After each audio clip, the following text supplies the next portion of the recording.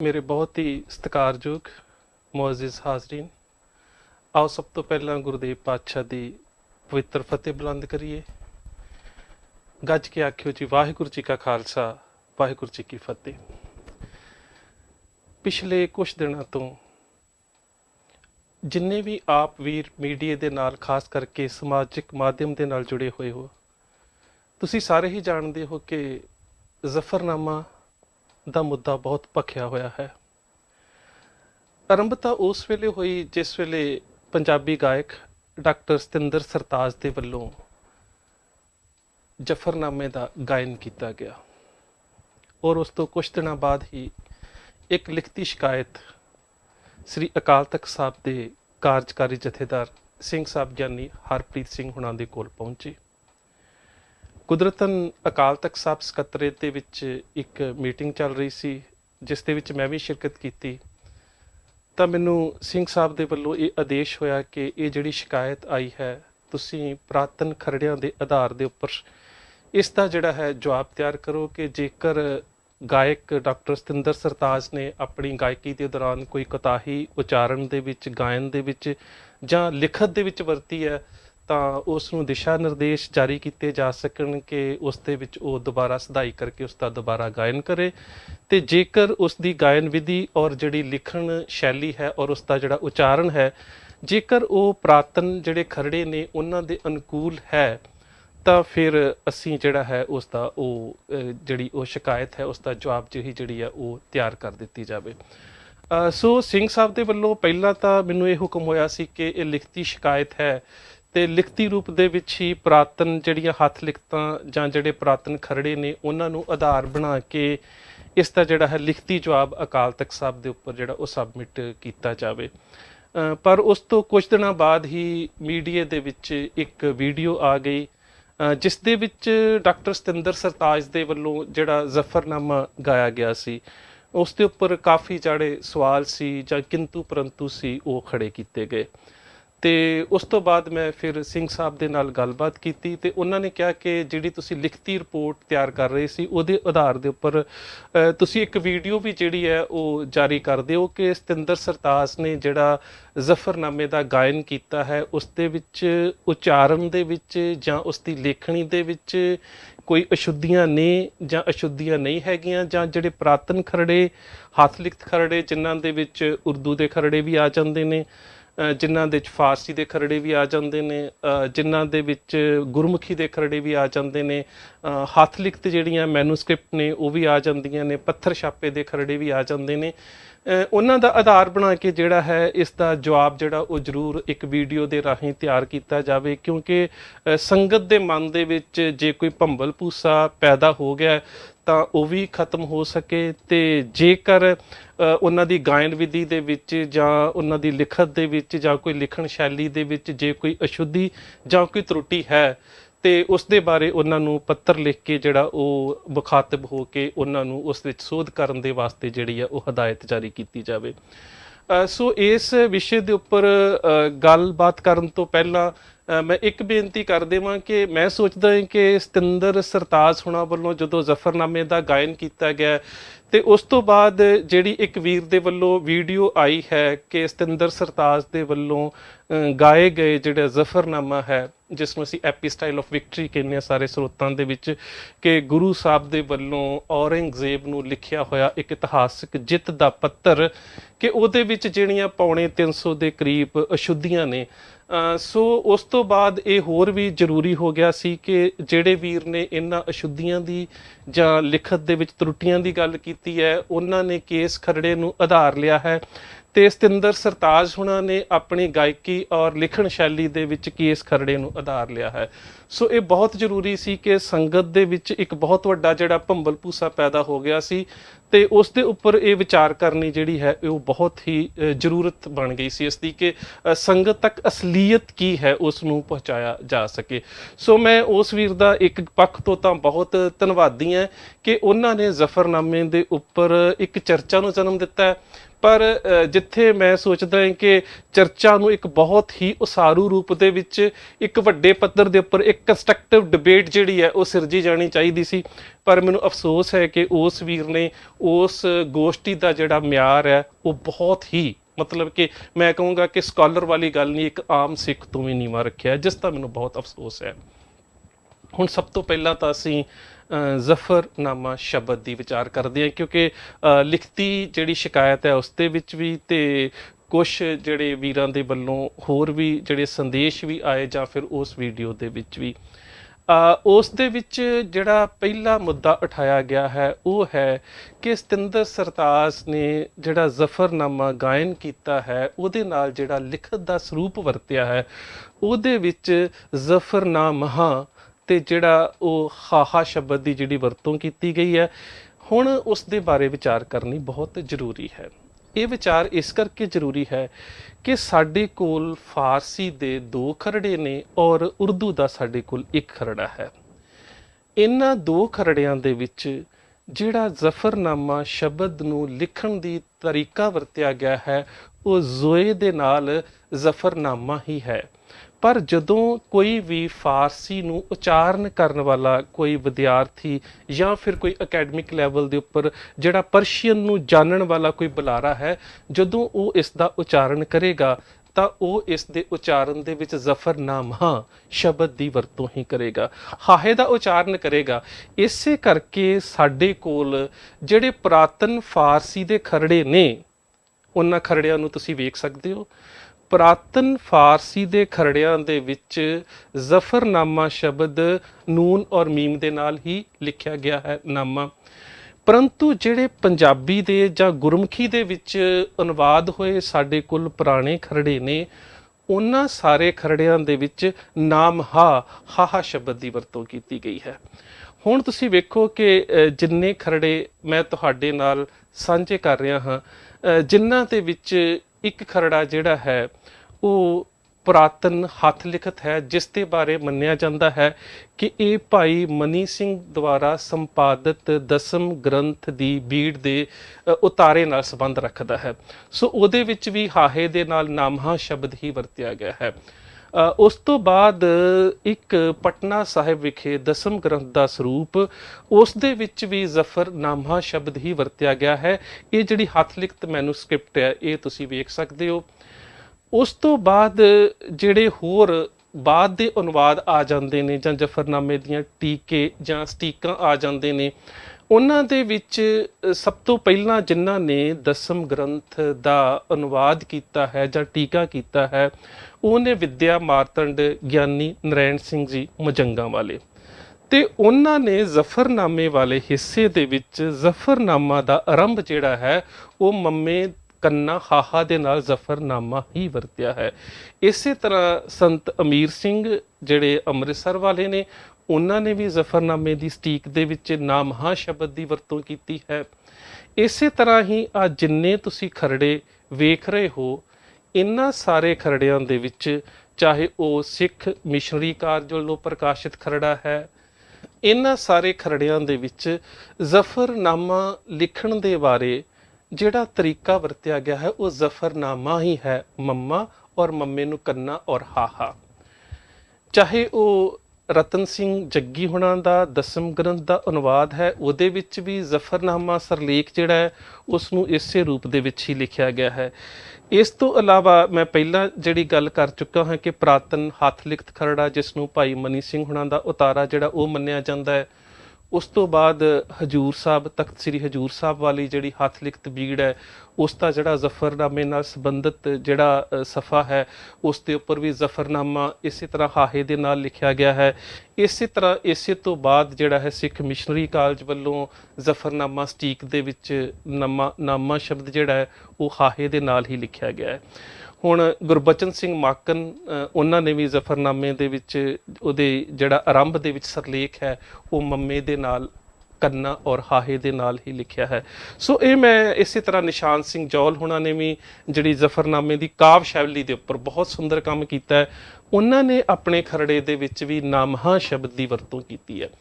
ਹੁਣ ਅਹਿਮ ਪੱਖ ਆ ਜਾਂਦਾ ਹੈ ਕਿ ਜਿਹੜੇ ਸਾਡੇ ਫਾਰਸੀ ਦੇ ਸਰੋਤ ਹੈ ਜਿਨ੍ਹਾਂ ਦੀ ਤਸਵੀਰ ਤੁਸੀਂ ਵੇਖ ਰਹੇ ਹੋ ਉਹਨਾਂ ਦੇ ਵਿੱਚ ਨੂਨ ਔਰ ਮੀਮ ਦੇ ਨਾਲ ਨਾਮਾ ਸ਼ਬਦ ਲਿਖਿਆ ਗਿਆ ਹੈ, ਪਰ ਜਦੋਂ ਫਾਰਸੀ ਨੂੰ ਜਾਣਨ ਵਾਲਾ ਕੋਈ ਵੀ ਵਿਦਵਾਨ ਇਸ ਦਾ ਉਚਾਰਨ ਕਰੇਗਾ ਤਾਂ ਉਹ ਕਰੇਗਾ ਜ਼ਫਰਨਾਮਾ, ਉਹ ਹਾਹੇ ਦੀ ਅੱਧੀ ਆਵਾਜ਼ ਦੇਵੇਗਾ। ਪਰ ਜਦੋਂ ਅਸੀਂ ਪੰਜਾਬੀ ਦੇ ਖਰੜਿਆਂ ਨੂੰ ਵੇਖਦੇ ਹਾਂ ਉਹਦੇ ਵਿੱਚ ਪੂਰਾ ਹਾਹਾ ਲੱਗਾ ਹੋਇਆ ਹੈ, ਪਰ ਜੇਕਰ ਅੱਧਾ ਹਾਹਾ ਪੈਰ ਦੇ ਵਿੱਚ ਪਾ ਦਿੱਤਾ ਜਾਵੇ ਤਾਂ ਫਿਰ ਜ਼ਫਰਨਾਮ ਹ ਆਵਾਜ਼ ਬਣ ਜਾਂਦੀ ਹੈ। ਪਰ ਜਿਹੜਾ ਅੱਧਾ ਹਾਹਾ ਹੈ ਉਸ ਨੂੰ ਉਚਾਰਨ ਕਰਨ ਦੇ ਵਾਸਤੇ ਸਤਿੰਦਰ ਸਰਤਾਜ ਨੇ ਜਿਹੜਾ ਤਰੀਕਾ ਵਰਤਿਆ ਹੈ, ਮੈਂ ਸੋਚਦਾ ਕਿ ਅਜੇ ਤੱਕ ਦੇ ਜਿੰਨੇ ਵੀ ਸਾਡੇ ਕੋਲ ਖਰੜੇ ਸੀ ਉਹਨਾਂ ਦੀ ਉਚਾਰਨ ਵਿਧੀ ਨੂੰ ਡਾਕਟਰ ਸਤਿੰਦਰ ਸਰਤਾਜ ਨੇ ਨਵੇਂ ਰੂਪ ਦੇ ਵਿੱਚ ਸਾਡੇ ਸਾਹਮਣੇ ਰੱਖ ਦਿੱਤਾ ਹੈ ਕਿ ਜ਼ਫਰਨਾਮਾ ਲਿਖਦਿਆਂ ਹਾਹੇ ਨੂੰ ਅੱਧਾ ਕਰਨ ਦੇ ਵਾਸਤੇ ਹਾਹੇ ਦੇ ਹੇਠਾਂ ਤਸ਼ਦੀਦ ਦੀ ਵਰਤੋਂ ਕਰਕੇ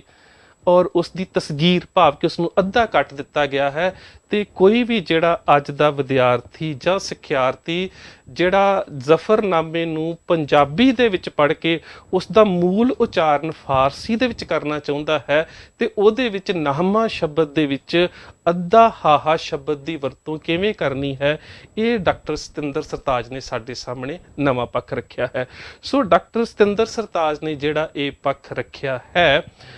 ਮੈਂ ਸੋਚਦਾ ਹਾਂ ਕਿ ਇਹ ਉਚਾਰਨ ਸਿੱਧਾਂ ਦੇ ਵਿੱਚ ਬਹੁਤ ਹੀ ਜ਼ਰੂਰੀ ਸੀ ਔਰ ਇਹਦੇ ਵਿੱਚ ਉਹਨਾਂ ਨੇ ਕਿਸੇ ਵੀ ਤਰ੍ਹਾਂ ਦੇ ਨਾਲ ਜ਼ਫਰਨਾਮੇ ਦੇ ਕਿਸੇ ਵੀ ਮੂਲ ਖਰੜੇ ਦੇ ਪ੍ਰਤੀ ਕੋਈ ਵੀ ਉਕਾਈ ਨਹੀਂ ਵਰਤੀ। ਇਸ ਤੋਂ ਅਗਲੇ ਪਾਸੇ ਜਿਹੜਾ ਸਭ ਤੋਂ ਵੱਡਾ ਇੱਕ ਵਿਵਾਦ ਜਿਹੜਾ ਸਤਿੰਦਰ ਸਰਤਾਜ ਵੱਲੋਂ ਗਾਏ ਗਏ ਔਰ ਲਿਖੇ ਗਏ ਜ਼ਫਰਨਾਮੇ ਨੂੰ ਲੈ ਕੇ ਮੀਡੀਆ ਦੇ ਵਿੱਚ ਔਰ ਸ੍ਰੀ ਅਕਾਲ ਤਖਤ ਸਾਹਿਬ ਉੱਪਰ ਪੁੱਜੀ ਸ਼ਿਕਾਇਤ ਦੇ ਵਿੱਚ ਹੈ, ਉਸ ਦਾ ਜ਼ਿਕਰ ਕਰਨਾ ਵੀ ਬਹੁਤ ਜ਼ਰੂਰੀ ਹੈ। ਮੈਂ ਪਹਿਲਾਂ ਵੀ ਦੱਸ ਚੁੱਕਾ ਹਾਂ ਕਿ ਜਿੰਨੇ ਵੀ ਸਾਡੇ ਕੋਲ ਉਰਦੂ ਔਰ ਫਾਰਸੀ ਦੇ ਖਰੜੇ ਜਿਹੜੇ ਨੇ ਜਿਨ੍ਹਾਂ ਨੂੰ ਤੁਸੀਂ ਸਕਰੀਨ ਦੇ ਉੱਪਰ ਵੇਖ ਸਕਦੇ ਹੋ, ਉਹਨਾਂ ਦੇ ਵਿੱਚ ਜ਼ੋਏ ਦੇ ਨਾਲ ਜ਼ਫਰਨਾਮਾ ਜਿਹੜਾ ਵਰਤਿਆ ਗਿਆ ਹੈ। ਪਰ ਉਸ ਤੋਂ ਬਾਅਦ ਜਿਹੜੇ ਇਹਨਾਂ ਫਾਰਸੀ ਸਰੋਤਾਂ ਦੇ ਪੰਜਾਬੀ ਅਨੁਵਾਦ ਹੋਏ ਨੇ ਜਿਨ੍ਹਾਂ ਦੇ ਵਿੱਚ ਇੱਕ ਦਸਮ ਗ੍ਰੰਥ ਦੇ ਹੱਥ ਲਿਖਤ ਖਰੜੇ ਦਾ ਜਿਹੜਾ ਉਤਾਰਾ ਹੈ ਉਹ ਤੁਸੀਂ ਵੇਖ ਸਕਦੇ ਹੋ, ਜਿਹੜੀ ਮੂਲ ਹੱਥ ਲਿਖਤ ਸਰੂਪ ਹੈ। ਸੋ ਉਹਨਾਂ ਦੇ ਵਿੱਚ ਜਿਹੜਾ ਜ਼ਫਰਨਾਮਾ ਸ਼ਬਦ ਵਰਤਣ ਦੇ ਵਾਸਤੇ ਜਿੱਜਾ ਵਰਤਿਆ ਗਿਆ ਹੈ, ਭਾਵ ਕਿ ਜੋਏ ਦੇ ਵਾਸਤੇ ਜਿੱਜੇ ਪੈਰ ਬਿੰਦੀ ਸ਼ਬਦ ਨਹੀਂ ਵਰਤਿਆ ਗਿਆ ਬਲਕਿ ਜਿੱਜਾ ਸ਼ਬਦ ਵਰਤਿਆ ਗਿਆ ਹੈ। ਹੁਣ ਅਸੀਂ ਅੱਗੇ ਇਸ ਦੇ ਉੱਪਰ ਜਿਹੜਾ ਹੈ ਉਹ ਵਿਚਾਰ ਕਰਦੇ ਹਾਂ। ਉਹ ਵਿਚਾਰ ਇਹ ਹੈ ਕਿ ਸਰਦਾਰ ਕਾਹਨ ਸਿੰਘ ਨਾਭਾ ਨੇ ਮਹਾਨ ਕੋਸ਼ ਦੇ ਵਿੱਚ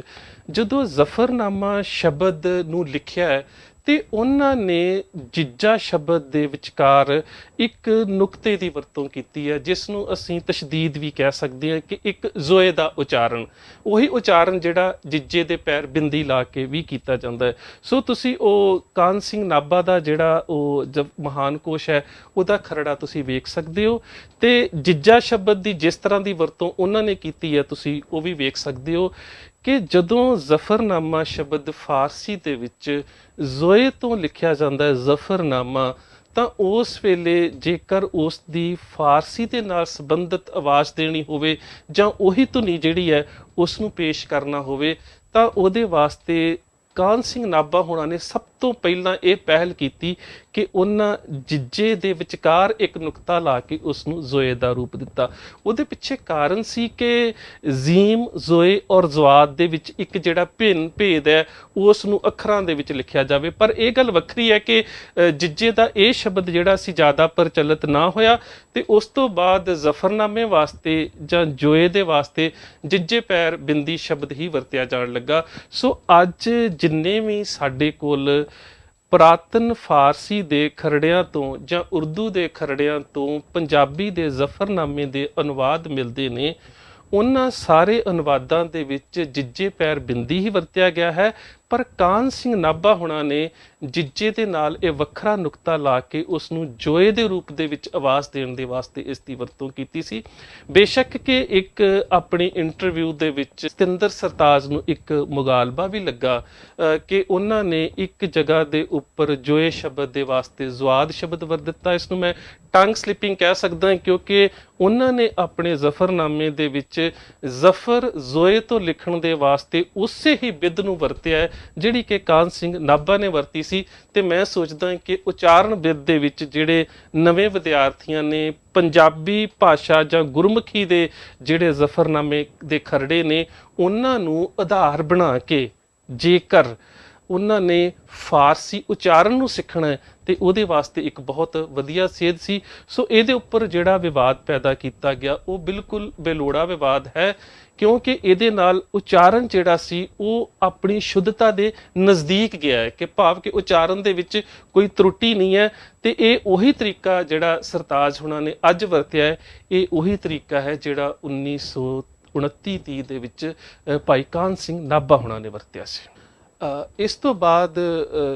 ਜਿਸ ਵੀਰ ਨੇ ਸਤਿੰਦਰ ਸਰਤਾਜ ਵੱਲੋਂ ਗਾਇਨ ਕੀਤੇ ਗਏ ਔਰ ਲਿਖੇ ਹੋਏ ਜ਼ਫਰਨਾਮੇ ਦੇ ਉੱਪਰ ਕੁਝ ਕਿੰਤੂ ਕੀਤਾ ਹੈ, ਔਰ ਉਹਨਾਂ ਨੇ ਦੋ ਖਰੜਿਆਂ ਦਾ ਆਧਾਰ ਲੈ ਕੇ, ਇੱਕ ਤੇ ਸ਼ਾਇਦ ਭਾਸ਼ਾ ਵਿਭਾਗ ਦਾ ਜਿਹੜਾ ਇੰਟਰਨੈਟ ਦੇ ਉੱਪਰ ਵੀ ਅਵੇਲੇਬਲ ਹੈ, ਦੂਸਰਾ ਪਿਆਰਾ ਸਿੰਘ ਪਦਮ ਹੁਣਾਂ ਦਾ ਵੀ ਇੰਟਰਨੈਟ ਦੇ ਉੱਪਰ ਅਵੇਲੇਬਲ ਹੈ। ਔਰ ਉਹਨਾਂ ਦੋ ਖਰੜਿਆਂ ਤੋਂ ਆਧਾਰ ਬਣਾ ਕੇ ਜਦੋਂ ਉਹਨਾਂ ਨੇ ਜ਼ਫਰਨਾਮੇ ਦੇ ਉਚਾਰਨ ਔਰ ਲਿਖਤ ਜਿਹੜਾ ਕਿ ਡਾਕਟਰ ਸਤਿੰਦਰ ਸਰਤਾਜ ਨੇ ਆਪਣੀ ਗਾਇਨ ਦੇ ਵਿੱਚ ਔਰ ਲਿਖਣ ਸ਼ੈਲੀ ਦੇ ਵਿੱਚ ਵਰਤਿਆ ਹੈ, ਜਿਹੜਾ ਉਸ ਦੇ ਉੱਪਰ ਕਿੰਤੂ ਕਰਦਿਆਂ ਇਹ ਗੱਲ ਕਹੀ ਹੈ ਕਿ ਇਸ ਗਾਇਨ ਦੇ ਵਿੱਚ ਜਾਂ ਇਸ ਲਿਖਤ ਦੇ ਵਿੱਚ 275 ਤੋਂ ਵੱਧ ਗਲਤੀਆਂ ਨੇ, ਤਾਂ ਮੈਂ ਉਸ ਵੀਰ ਨੂੰ ਬਹੁਤ ਹੀ ਨਿਮਰਤਾ ਸਹਿਤ ਬੇਨਤੀ ਕਰਨਾ ਚਾਹੁੰਦਾ ਹਾਂ ਕਿ ਜਿਸ ਖਰੜੇ ਨੂੰ ਉਹ ਮੂਲ ਆਧਾਰ ਲੈ ਕੇ ਸਤਿੰਦਰ ਸਰਤਾਜ ਦੇ ਗਾਇਨ ਔਰ ਉਸ ਦੀ ਲਿਖਤ ਦੇ ਵਿੱਚ ਤਰੁੱਟੀਆਂ ਦੀ ਗੱਲ ਕਰ ਰਹੇ ਨੇ, ਉਹਨਾਂ ਦਾ ਜਿਹੜਾ ਮੂਲ ਆਧਾਰ ਵਾਲਾ ਜਿਹੜਾ ਖਰੜਾ ਹੈ ਪਿਆਰਾ ਸਿੰਘ ਪਦਮ ਹੁਣਾਂ ਵਾਲਾ, ਉਹਦੇ ਵਿੱਚ ਹੀ ਬਹੁਤ ਜ਼ਿਆਦਾ ਤਰੁੱਟੀਆਂ ਨੇ, ਜਿਸ ਕਰਕੇ ਉਹ ਇਸ ਮੁਗਾਲਬੇ ਦਾ ਸ਼ਿਕਾਰ ਹੋ ਗਏ ਨੇ। ਇੱਥੇ ਦੱਸਣਾ ਬਹੁਤ ਜ਼ਰੂਰੀ ਹੈ ਕਿ ਜਦੋਂ ਅਸੀਂ ਕਿਸੇ ਵੀ ਇਵੇਂ ਦੀ ਇਤਿਹਾਸਿਕ ਜਿਹੜੇ ਸਾਡੇ ਕਹਿ ਸਕਦੇ ਹਾਂ ਕਿ ਜਿਹੜੇ ਇਤਿਹਾਸਿਕ ਤਬਰੁਕਾਤ ਨੇ ਜਾਂ ਜਿਹੜੇ ਸਾਡੇ ਇਸ ਤਰ੍ਹਾਂ ਦੇ ਇਤਿਹਾਸਿਕ ਦਸਤਾਵੇਜ਼ ਨੇ, ਜਦੋਂ ਅਸੀਂ ਉਹਨਾਂ ਦੀ ਉਚਾਰਨ ਦੇ ਬਾਰੇ ਜਾਂ ਉਹਨਾਂ ਦੀ ਲਿਖਤ ਦੇ ਬਾਰੇ ਜਦੋਂ ਅਸੀਂ ਕਿਸੇ ਨਾ ਕਿਸੇ ਰੂਪ ਦੇ ਵਿੱਚ ਆਲੋਚਨਾਤਮਕ ਅਧਿਐਨ ਕਰਨਾ ਹੁੰਦਾ ਹੈ, ਤਾਂ ਸਭ ਤੋਂ ਪਹਿਲਾਂ ਸਾਨੂੰ ਇਹ ਵੇਖਣਾ ਪੈਂਦਾ ਹੈ ਕਿ ਜਿਸ ਲੇਖਕ ਨੇ ਜਾਂ ਜਿਸ ਗਾਇਕ ਨੇ ਉਸ ਰਚਨਾ ਦਾ ਗਾਇਨ ਕੀਤਾ ਹੈ, ਉਸ ਨੇ ਆਪਣੀ ਲੇਖਣ ਸ਼ੈਲੀ ਦੇ ਵਿੱਚ ਤੇ ਗਾਇਨ ਸ਼ੈਲੀ ਦੇ ਵਿੱਚ ਜਾਂ ਉਚਾਰਨ ਦੇ ਵਿੱਚ ਕਿਹੜੇ-ਕਿਹੜੇ ਖਰੜਿਆਂ ਨੂੰ ਆਧਾਰ ਬਣਾਇਆ ਹੈ। ਦੂਸਰੀ ਗੱਲ ਇਹ ਹੁੰਦੀ ਹੈ ਕਿ ਜਿੰਨਾ ਵੀ ਅਸੀਂ ਉਸ ਦਾ ਆਲੋਚਨਾਤਮਕ ਅਧਿਐਨ ਕਰਨਾ ਹੁੰਦਾ ਹੈ, ਉਹਦੇ ਵਾਸਤੇ ਸਾਨੂੰ ਘੱਟ ਤੋਂ ਘੱਟ ਜਿੰਨੇ ਲੇਖਕ ਜਾਂ ਗਾਇਕ ਨੇ ਆਪਣੀ ਗਾਇਨ ਜਾਂ ਲਿਖਣ ਸ਼ੈਲੀ ਦੇ ਵਿੱਚ ਸਰੋਤ ਵਰਤੇ ਨੇ, ਉਹਨਾਂ ਤੋਂ ਵੱਧ ਸਰੋਤ ਜਿਹੜੇ ਨੇ ਉਹ ਸਾਡੀ ਲਾਇਬ੍ਰੇਰੀ ਦੇ ਵਿੱਚ ਹੋਣੇ ਚਾਹੀਦੇ ਨੇ। ਹੁਣ ਵੇਖੋ, ਮੈਂ ਆਪਣੀ ਲਾਇਬ੍ਰੇਰੀ ਦੇ ਵਿੱਚ ਬੈਠਾ ਜਦੋਂ ਇਸ ਜ਼ਫਰਨਾਮੇ ਦੇ ਉੱਪਰ ਗੋਸ਼ਟ ਜਾਂ ਚਰਚਾ ਕਰ ਰਿਹਾ ਹਾਂ ਜਾਂ ਤੁਹਾਡੇ ਨਾਲ ਵਿਚਾਰ ਸਾਂਝੇ ਕਰ ਰਿਹਾ ਹਾਂ, ਤਾਂ ਇਸ ਵੇਲੇ ਮੇਰੇ ਟੇਬਲ ਦੇ ਉੱਪਰ 10 ਜ਼ਫਰਨਾਮੇ ਦੇ ਛਪੇ ਹੋਏ ਖਰੜੇ, ਜਿਨ੍ਹਾਂ ਦੇ ਵਿੱਚ ਕਾਵ ਸ਼ੈਲੀ ਦੀ, ਅਨੁਵਾਦ ਦੀ, ਸਟੀਕ ਔਰ ਟੀਕੇ, ਜਿਨ੍ਹਾਂ ਦੇ ਵਿੱਚ ਸੰਪਰਦਾਈ ਪ੍ਰਣਾਲੀਆਂ ਦੇ ਵੀ ਨੇ, ਜਿਨ੍ਹਾਂ ਦੇ ਵਿੱਚ ਯੂਨੀਵਰਸਿਟੀ ਦੇ ਸਕਾਲਰਾਂ ਦੇ ਵੀ ਨੇ, 10 ਦੇ ਕਰੀਬ ਉਹ ਖਰੜੇ ਪਏ ਮੇਰੇ ਸਾਹਮਣੇ ਨੇ। ਉਸ ਤੋਂ ਇਲਾਵਾ ਜਿਹੜੀਆਂ ਨੇ 5 ਮੇਰੇ ਕੋਲ ਹੱਥ ਲਿਖਤਾਂ ਨੇ, ਉਸ ਤੋਂ ਬਾਅਦ 2 ਮੇਰੇ ਕੋਲ ਜਿਹੜੇ ਨੇ ਉਹ ਹੱਥ ਲਿਖਤ ਖਰੜੇ ਨੇ, ਤੇ ਇੱਕ ਪੱਥਰ ਛਾਪੇ ਦਾ ਗੁਰਮੁਖੀ ਦਾ ਔਰ ਇੱਕ ਪੱਥਰ ਛਾਪੇ ਦਾ ਉਰਦੂ ਦਾ ਖਰੜਾ ਹੈ, ਔਰ ਇੱਕ ਨਾਨਕ ਚੰਦ ਨਾਜ ਦਾ ਉਰਦੂ ਦੇ ਵਿੱਚ ਜ਼ਫਰਨਾਮੇ ਦਾ ਅਨੁਵਾਦ ਜਿਹੜਾ ਹੈ ਉਹ ਪ੍ਰਿੰਟਡ ਖਰੜਾ ਹੈ। ਭਾਵ ਕਿ ਜੇ ਜ਼ਫਰਨਾਮੇ ਦੇ ਉੱਪਰ ਮੈਂ ਤੁਹਾਡੇ ਨਾਲ ਵਿਚਾਰ ਸਾਂਝੇ ਕਰ ਰਿਹਾ ਹਾਂ, ਤਾਂ ਮੇਰੇ ਟੇਬਲ ਦੇ ਉੱਪਰ 21 ਖਰੜੇ ਜਿਹੜੇ ਨੇ ਜਾਂ 21 ਜਿਹੜੇ ਅਨੁਵਾਦ, ਸਟੀਕ, ਟੀਕੇ, ਜਿਨ੍ਹਾਂ ਦਾ ਆਧਾਰ ਕਾਵ ਸ਼ੈਲੀ ਉਚਾਰਨ ਹੈ, ਉਹ 21 ਖਰੜੇ ਮੇਰੇ ਟੇਬਲ ਦੇ ਉੱਪਰ ਨੇ। ਔਰ ਜਿਸ ਵੀ ਕਿਸੇ ਵੀਰ ਨੇ ਇਸ ਵਿਸ਼ੇ ਦੇ ਉੱਪਰ ਕਾਰਜ ਕਰਨਾ ਹੋਵੇ, ਉਹ ਮੇਰੇ ਨਾਲ ਆ ਕੇ ਇਹਨਾਂ ਦੀ ਜਿਹੜੀ ਫੋਟੋ ਕਾਪੀ ਹੈ ਜਾਂ ਇਹਨਾਂ ਦੀ ਫੋਟੋ ਸਟੇਟ ਹੈ ਮੇਰੇ ਕੋਲ ਲੈ ਸਕਦਾ ਹੈ। ਸੋ ਹੁਣ ਅਗਲੀ ਗੱਲ ਤੇ ਆਉਂਦੇ ਹਾਂ ਕਿ ਉਸ ਵੀਰ ਨੇ ਕਿਹਾ ਹੈ ਕਿ ਜ਼ਫਰਨਾਮੇ ਦੇ ਵਿੱਚ ਸਤਿੰਦਰ ਸਰਤਾਜ ਨੇ ਜਿਹੜਾ ਜ਼ਫਰਨਾਮੇ ਦਾ 4 ਨੰਬਰ शेर है, ना साजो ना बाजो ना फौजो ना फर्श, खुदाबंद बख्शिंद ए ऐशो अर्श। ਹੁਣ ਇਹਦੇ ਵਿੱਚ ਉਹਨਾਂ ਨੇ ਕਿਹਾ ਹੈ ਕਿ ਐਸ਼ੋ ਅਰਸ਼ ਜਿਹੜਾ ਸ਼ਬਦ ਹੈ ਉਹ ਸਤਿੰਦਰ ਸਰਤਾਜ ਨੇ ਲਿਖਤ ਦੇ ਵਿੱਚ ਜਾਂ ਬੋਲਣ ਦੇ ਵਿੱਚ ਗਲਤ ਲਿਖਿਆ ਹੈ। ਪਰ ਜਦੋਂ ਸਤਿੰਦਰ ਸਰਤਾਜ ਹੁਣਾਂ ਦੇ ਕੋਲੋਂ ਮੈਂ ਉਹਨਾਂ ਦੇ ਖਰੜੇ ਦੀ ਜਿਹੜੀ PDF ਮੰਗਾਈ ਹੈ ਤਾਂ ਉਹਦੇ ਵਿੱਚ ਐਸ਼ ਓ ਅਰਸ਼ ਲਿਖਣ ਦੇ ਵਾਸਤੇ ਜਿਹੜਾ ਉਹਨਾਂ ਨੇ ਵਿਧ ਵਰਤੀ ਹੈ ਉਹ ਉਹੀ ਹੈ ਜਿਹੜੀ ਸਾਡੇ ਪੁਰਾਤਨ ਫਾਰਸੀ ਦੇ ਮੂਲ ਖਰੜਿਆਂ ਦੇ ਵਿੱਚ ਹੈ। ਤੇ ਇਸ ਤੋਂ ਇਲਾਵਾ ਇਹ ਉਹ ਸ਼ੁੱਧਤਾ ਦੇ ਬਹੁਤ ਜ਼ਿਆਦਾ ਨੇੜੇ ਹੈ। ਤੇ ਜੇਕਰ ਅਸੀਂ ਹੋਰ ਪੁਰਾਤਨ ਜਿਹੜੇ ਸਰੂਪ ਨੇ ਉਹਨਾਂ ਦੀ ਗੱਲ ਕਰੀਏ, ਜਿਸ ਤਰ੍ਹਾਂ ਪਟਨਾ ਸਾਹਿਬ ਦੇ ਵਿੱਚ ਦਸਮ ਗ੍ਰੰਥ ਵਾਲਾ ਹੱਥ ਲਿਖਤ ਸਰੂਪ ਜਾਂ ਭਾਈ ਮਨੀ ਸਿੰਘ ਹੁਣਾਂ ਦੇ ਹੱਥ ਲਿਖਤ ਸਰੂਪ ਦਾ ਜਿਹੜਾ ਉਤਾਰਾ ਹੈ ਉਹਦੇ ਵਿੱਚ ਵੀ ਐਸ਼ੋ ਅਰਸ਼ ਸ਼ਬਦ ਜਿਹੜਾ ਹੈ ਉਹ ਇੱਕ ਜਗ੍ਹਾ ਦੇ ਉੱਪਰ ਸੱਸੇ ਦੇ ਪੈਰ ਨੁਕਤੇ ਦੇ ਨਾਲ ਹੈ ਤੇ ਇੱਕ ਜਗ੍ਹਾ ਦੇ ਉੱਪਰ ਸੱਸੇ ਦੇ ਨਾਲ ਪੈਰਾਂ ਦੇ ਹੇਠ ਬਿੰਦੀ ਦੇ ਨਾਲ ਹੈ। ਸੋ ਮੇਰਾ ਕਹਿਣ ਤੋਂ ਭਾਵ ਹੈ ਕਿ ਜਿੰਨੇ ਖਰੜੇ ਸਾਡੇ ਕੋਲ ਅਵੇਲੇਬਲ ਨੇ, ਇਹ 21-22 ਖਰੜੇ ਜਿਨ੍ਹਾਂ ਦੇ ਵਿੱਚ ਬਹੁਤ ਸਾਰੇ ਪੁਰਾਤਨ ਖਰੜੇ ਵੀ ਨੇ, ਉਹਨਾਂ ਦੇ ਮੁਤਾਬਕ ਸਤਿੰਦਰ ਸਰਤਾਜ ਨੇ ਜਿਹੜਾ ਉਚਾਰਨ ਕੀਤਾ ਹੈ ਉਸ ਦਾ ਉਹ ਉਚਾਰਨ ਫਾਰਸੀ ਦੇ ਜਿਹੜੇ ਮੂਲ ਖਰੜੇ ਨੇ ਉਹਨਾਂ ਦੇ ਬਹੁਤ ਹੀ ਨੇੜੇ ਹੈ ਕਿ ਉਚਾਰਨ ਜਿਹੜਾ ਸੀ ਉਹ ਫਰਸ਼ ਔਰ ਅਰਸ਼ ਜਿਸ ਤਰ੍ਹਾਂ ਦੇ ਨਾਲ ਫਾਰਸੀ ਦੇ ਉਚਾਰਨ ਕਰਨ ਵਾਲੇ ਜਾਂ ਫਾਰਸੀ ਦੇ ਵਿਦਵਾਨ ਜਿਹੜੇ ਨੇ ਉਹ ਕਰਦੇ ਨੇ ਉਹਦੇ ਬਿਲਕੁਲ ਸਮਾਨ ਅੰਤਰ ਹੋ ਸਕੇ। ਸੋ ਉਹ ਜਿਹੜਾ ਸੀਗਾ ਮੈਂ ਸੋਚਦਾ ਕਿ ਇਸ ਨੂੰ ਤੁਸੀਂ ਕੋਤਾਹੀ ਨਹੀਂ ਕਹਿ ਸਕਦੇ। ਮੈਂ ਸੋਚਦਾ ਕਿ ਸਗੋਂ ਬਹੁਤ ਸਾਰੇ ਖਰੜਿਆਂ ਦੇ ਵਿੱਚੋਂ ਇੱਕ ਸੋਧ ਜਿਹੜੀ ਹੈ ਬੜੇ ਵਧੀਆ ਰੂਪ ਦੇ ਵਿੱਚ ਸਾਡੇ ਸਾਹਮਣੇ ਆਈ ਹੈ। ਜੇਕਰ ਤੁਸੀਂ ਬਾਕੀ ਸਰੋਤ ਵੀ ਵੇਖਣੇ ਹੋਣ ਤਾਂ ਇਹਦੇ ਵਿੱਚ ਤੁਸੀਂ ਆ ਗੁਰਮੁਖੀ ਦਾ ਹੱਥ ਲਿਖਤ ਖਰੜਾ ਵੇਖ ਸਕਦੇ ਹੋ ਜਿਸ ਦੇ ਵਿੱਚ ਐਸ਼ ਔਰ ਅਰਸ਼ ਸ਼ਬਦ ਜਿਹੜੇ ਨੇ ਇੱਕ ਵਿੱਚ ਪੈਰ ਬਿੰਦੀ ਦੇ ਨਾਲ ਹੈ ਔਰ ਇੱਕ ਸੱਸੇ ਦੇ ਨੁਕਤੇ ਦੇ ਨਾਲ ਹੈ। ਇਸੇ ਤਰ੍ਹਾਂ ਆ ਜਿਹੜਾ ਦੂਸਰਾ ਹੱਥ ਲਿਖਤ ਖਰੜਾ ਹੈ ਇਸ ਦੇ ਵਿੱਚ ਵੀ ਐਸ਼ ਔਰ ਅਰਸ਼ ਸ਼ਬਦ ਜਿਹੜਾ ਹੈ ਦੋਵੇਂ ਸੱਸੇ ਦੇ ਪੈਰ ਦੇ ਵਿੱਚ ਨੁਕਤੇ ਦੇ ਨਾਲ ਹੈ, ਭਾਵ ਕਿ ਸੱਸੇ ਨੂੰ ਸ਼ੱਸ਼ੇ ਦੀ ਆਵਾਜ਼ ਦੇਣ ਦੇ ਵਾਸਤੇ ਤਸ਼ਦੀਦ ਦੀ ਵਰਤੋਂ ਕੀਤੀ ਗਈ ਹੈ, ਜਿਹੜਾ ਕਿ ਪੁਰਾਤਨ ਸਰੋਤਾਂ ਦਾ ਆਧਾਰ ਬਣਾ ਕੇ ਸਤਿੰਦਰ ਸਰਤਾਜ ਨੇ ਕੀਤੀ ਹੈ। ਸੋ ਉੱਥੇ ਮੈਂ ਸੋਚਦਾ ਕਿ ਉਹਨਾਂ ਨੇ ਸਾਡੇ ਅੱਜ ਦੇ ਸਿੱਖਿਆਰਥੀਆਂ ਦੇ ਵਾਸਤੇ ਜਾਂ ਸਿੱਖਣ ਵਾਲੇ ਨੌਜਵਾਨ ਵਿਦਿਆਰਥੀਆਂ ਦੇ ਵਾਸਤੇ ਇੱਕ ਨਵਾਂ ਮੈਂ ਸੋਚਦਾ ਕਿ ਮਾਪਦੰਡ ਉਚਾਰਨ ਦਾ ਸਾਡੇ ਸਾਹਮਣੇ ਪੇਸ਼ ਕੀਤਾ ਹੈ, ਜਿਹਦਾ ਮੇਰੇ ਖਿਆਲ ਦੇ ਨਾਲ ਸਾਨੂੰ ਸਵਾਗਤ ਕਰਨਾ ਚਾਹੀਦਾ ਹੈ। ਇਸੇ ਤਰ੍ਹਾਂ ਜਿਹੜੀ ਪੱਥਰ ਛਾਪੇ ਦੀ ਜਿਹੜੀ ਫਾਰਸੀ ਦੀ ਲਿਖਤ ਹੈ ਔਰ ਨਾਨਕ ਚੰਦ ਨਾਜ਼ ਦੀ ਉਰਦੂ ਵਾਲੀ ਲਿਖਤ ਹੈ, ਆ ਤੁਸੀਂ ਨਾਨਕ ਚੰਦ ਨਾਜ਼ ਹੁਣਾਂ ਦੀ ਉਰਦੂ ਵਾਲੀ ਲਿਖਤ ਬਹੁਤ ਮਸ਼ਹੂਰ ਹੈ ਜ਼ਫਰਨਾਮੇ ਦੇ ਖਰੜਿਆਂ ਦੇ ਵਿੱਚ। ਇਸ ਨੂੰ ਵੀ ਵੇਖ ਸਕਦੇ ਹੋ ਕਿ ਉਹਨਾਂ ਨੇ ਐਸ਼ੋ ਅਰਸ਼ ਸ਼ਬਦ ਦੀ ਵਰਤੋਂ ਹੀ ਕੀਤੀ ਹੈ, ਜਿਹੜਾ ਸ਼ਬਦ ਸਤਿੰਦਰ ਸਰਤਾਜ ਹੁਣਾਂ ਨੇ ਵਰਤਿਆ ਹੈ। ਇਸੇ ਤਰ੍ਹਾਂ ਦੇ ਨਾਲ ਹੀ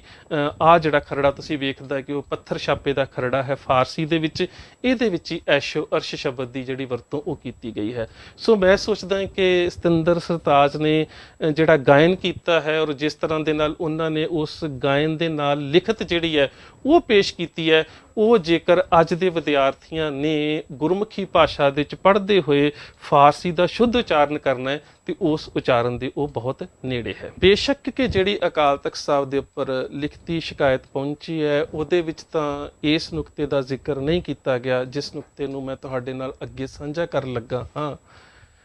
ਪਰ ਜਿਹੜੀ ਵੀਡੀਓ ਆਈ ਹੈ ਜਿਸ ਦੇ ਵਿੱਚ ਕਿਹਾ ਗਿਆ ਹੈ ਕਿ ਸਤਿੰਦਰ ਸਰਤਾਜ ਦੇ ਗਾਏ ਹੋਏ ਜ਼ਫਰਨਾਮੇ ਦੇ ਵਿੱਚ ਬਹੁਤ ਸਾਰੀਆਂ ਤਰੁੱਟੀਆਂ ਨੇ, ਅਸ਼ੁੱਧੀਆਂ ਨੇ, ਭਾਸ਼ਾਈ ਗਿਆਨ ਤੋਂ ਬਹੁਤ ਜਿਹੜਾ ਉਹ ਹੀਣਾ ਹੈ, ਤਾਂ ਉਹਦੇ ਵਿੱਚ ਇੱਕ ਅਹਿਮ ਸ਼ਬਦ ਜਿਹੜਾ ਹੈ ਉਸ ਦੀ ਉਹਨਾਂ ਨੇ ਕਿਹਾ ਹੈ ਕਿ ਸਤਿੰਦਰ ਸਰਤਾਜ ਨੇ ਮੁਹੰਮਦ ਸ਼ਬਦ ਜਿਹੜਾ ਉਹ ਹਾਹੇ ਦੇ ਉੱਪਰ ਬਿੰਦੀ ਦੇ ਨਾਲ ਨਹੀਂ ਲਿਖਿਆ। ਸੋ ਮੈਂ ਸੋਚਦਾ ਕਿ ਜੇਕਰ ਉਹ ਵੀਰ ਸੱਚਮੁੱਚ ਹੀ ਫਾਰਸੀ ਦੇ ਕਿਸੇ ਖਰੜੇ ਤੋਂ ਜਾਣੂ ਹੁੰਦੇ ਜਾਂ ਉਹਨਾਂ ਨੇ ਫਾਰਸੀ ਖਰੜਿਆਂ ਦਾ ਅਧਿਐਨ ਕੀਤਾ ਹੁੰਦਾ ਤਾਂ ਮੇਰੇ ਖਿਆਲ ਦੇ ਨਾਲ ਉਹਨਾਂ ਨੂੰ ਇਹ ਪਤਾ ਹੁੰਦਾ ਕਿ ਸਤਿੰਦਰ ਸਰਤਾਜ ਨੇ ਜਿਸ ਤਰ੍ਹਾਂ ਦੇ ਨਾਲ ਮੁਹੰਮਦ ਜਿਹੜਾ ਕਿ ਸ਼ਬਦ ਸੱਲੱਲਾਹੁ ਅਲੈਹਿ ਵਸੱਲਮ ਹਜ਼ਰਤ ਮੁਹੰਮਦ ਸਾਹਿਬ ਦੇ ਵਾਸਤੇ ਵਰਤਿਆ ਗਿਆ ਹੈ, ਜਿਸ ਤਰ੍ਹਾਂ ਦਾ ਸ਼ੁੱਧ ਉਚਾਰਨ ਫਾਰਸੀ ਖਰੜਿਆਂ ਦੇ ਅਨੁਕੂਲ ਸਤਿੰਦਰ ਸਰਤਾਜ ਨੇ ਕੀਤਾ ਹੈ, ਜਿੰਨੇ ਵੀ ਸਾਡੇ ਕੋਲ ਇਹਨਾਂ ਫਾਰਸੀ ਖਰੜਿਆਂ ਤੋਂ ਬਾਅਦ ਦੇ ਗੁਰਮੁਖੀ ਉਲਥੇ ਨੇ ਜਿਨ੍ਹਾਂ ਦੇ ਵਿੱਚ ਭਾਈ ਮਨੀ ਸਿੰਘ ਵਾਲੀ ਜਿਹੜੀ ਬੀੜ ਦਾ ਉਤਾਰਾ ਵੀ ਸ਼ਾਮਲ ਹੈ, ਉਸ ਤੋਂ ਇਲਾਵਾ ਹਜ਼ੂਰ ਸਾਹਿਬ ਜਿਹੜਾ ਦਸਮ ਗ੍ਰੰਥ ਦਾ ਪ੍ਰਕਾਸ਼ ਹੈ ਉਸ ਦਾ ਉਤਾਰਾ ਵੀ ਸ਼ਾਮਲ ਹੈ। ਮੈਂ ਇਹ ਸਾਰੇ ਖਰੜੇ ਤੁਹਾਡੇ ਨਾਲ ਸਾਂਝੇ ਕਰਨਾ ਚਾਹੁੰਦਾ ਹੈ ਕਿ ਜਿਹੜਾ ਸਤਿੰਦਰ ਸਰਤਾਜ ਨੇ ਮੁਹੰਮਦ ਹਾਹੇ ਦੇ ਉੱਪਰ ਟਿੱਪੀ ਦੇ ਨਾਲ ਨਹੀਂ ਬਲਕਿ ਅਦਕ ਦੇ ਨਾਲ ਵਰਤਿਆ, ਦਰਅਸਲ ਉਹੀ ਬਿਲਕੁਲ ਸ਼ੁੱਧ ਉਚਾਰਨ ਹੈ। ਉਹਦਾ ਕਾਰਨ ਹੈ ਕਿ ਜਿਹੜਾ ਇਹ ਸ਼ੇਰ ਹੈ, ਜਿਸ ਸ਼ੇਰ ਦਾ ਜਿਹੜਾ ਨੰਬਰ ਹੈ ਉਹ 46 ਹੈ, ਔਰ ਇਸ ਸ਼ੇਰ ਦਾ ਉਚਾਰਨ ਇਸ ਤਰ੍ਹਾਂ ਹੈ ਕਿ ਨਾ ਈਮਾ ਪਰਸਤੀ ਨਾ ਔਜ਼ਾਏ ਦੀ ਨਾ ਸਾਹਿਬ ਸ਼ਨਾਸੀ ਨਾ ਮੁਹੰਮਦ ਜ਼ਕੀ। ਸੋ ਇਹਦੇ ਉੱਪਰ ਵੀ ਥੋੜੀ ਲੰਬੀ ਚਰਚਾ ਕਰਾਂਗੇ, ਪਰ ਸਭ ਤੋਂ ਪਹਿਲਾਂ ਅਸੀਂ ਜ਼ਿਕਰ ਕਰਦੇ ਹਾਂ ਕਿ ਮੁਹੰਮਦ ਸ਼ਬਦ ਦਰਅਸਲ ਅਰਬੀ ਤੋਂ ਔਰ ਫਾਰਸੀ ਤੋਂ ਜਦੋਂ ਅਸੀਂ ਵੱਖ-ਵੱਖ ਨੁਕਸਿਆਂ ਦੇ ਵਿੱਚ ਇਹਨਾਂ ਸਾਮੀ ਭਾਸ਼ਾਵਾਂ ਦੇ ਉਚਾਰਨ ਔਰ ਨਾਵਾਂ ਨੂੰ ਜਦੋਂ ਅਸੀਂ ਵੇਖਦੇ ਹਾਂ ਤਾਂ ਸਭ ਤੋਂ ਅਹਿਮ ਗੱਲ ਹੁੰਦੀ ਹੈ ਕਿ ਮੂਲ ਖਰੜਿਆਂ ਦੇ ਵਿੱਚ ਇਹ ਜਿਹੜਾ ਸ਼ਬਦ ਹੈ ਕਿਸ ਤਰ੍ਹਾਂ ਆਇਆ ਹੈ। ਸੋ ਦਰਅਸਲ ਜਦੋਂ ਸ਼ਬਦ ਦਾ ਉਚਾਰਨ ਵੇਖਦੇ ਹਾਂ ਤਾਂ ਸਭ ਤੋਂ ਪਹਿਲਾਂ ਸਾਨੂੰ ਉਸ ਦੇ ਅਰਥਾਂ ਨੂੰ ਵੇਖਣਾ ਪੈਂਦਾ। ਹਮਦ ਸ਼ਬਦ ਫਾਰਸੀ ਦਾ ਹੈ ਜਿਸ ਦਾ ਭਾਵ ਹੈ ਸਿਫਤ, ਤੇ ਮੁਹੰਮਦ ਜਿਸ ਦੀਆਂ ਲੋਕ ਸਿਫਤਾਂ ਕਰਨ। ਔਰ ਮੈਂ ਹੈਰਾਨ ਹਾਂ ਕਿ ਇਸ ਸ਼ਬਦ ਨੂੰ ਸਭ ਤੋਂ ਪਹਿਲਾਂ ਅਸ਼ੁੱਧ ਰੂਪ ਦੇ ਵਿੱਚ ਹਾਹੇ ਦੇ ਉੱਪਰ ਟਿੱਪੀ ਲਾ ਕੇ ਜ਼ਫਰਨਾਮੇ ਦੇ ਵਿੱਚ ਪਿਆਰਾ ਸਿੰਘ ਪਦਮ ਹੋਣਾ ਨੇ ਵਰਤਿਆ ਹੈ, ਜਿਹੜੀ ਕਿ ਉਹਨਾਂ ਦੇ ਅਨੁਵਾਦ ਦੇ ਵਿੱਚ ਸਭ ਤੋਂ ਵੱਡੀ ਗਲਤੀ ਸੀ। ਮੈਂ ਫਿਰ ਉਸ ਵੀਰ ਨੂੰ ਬੇਨਤੀ ਕਰਾਂ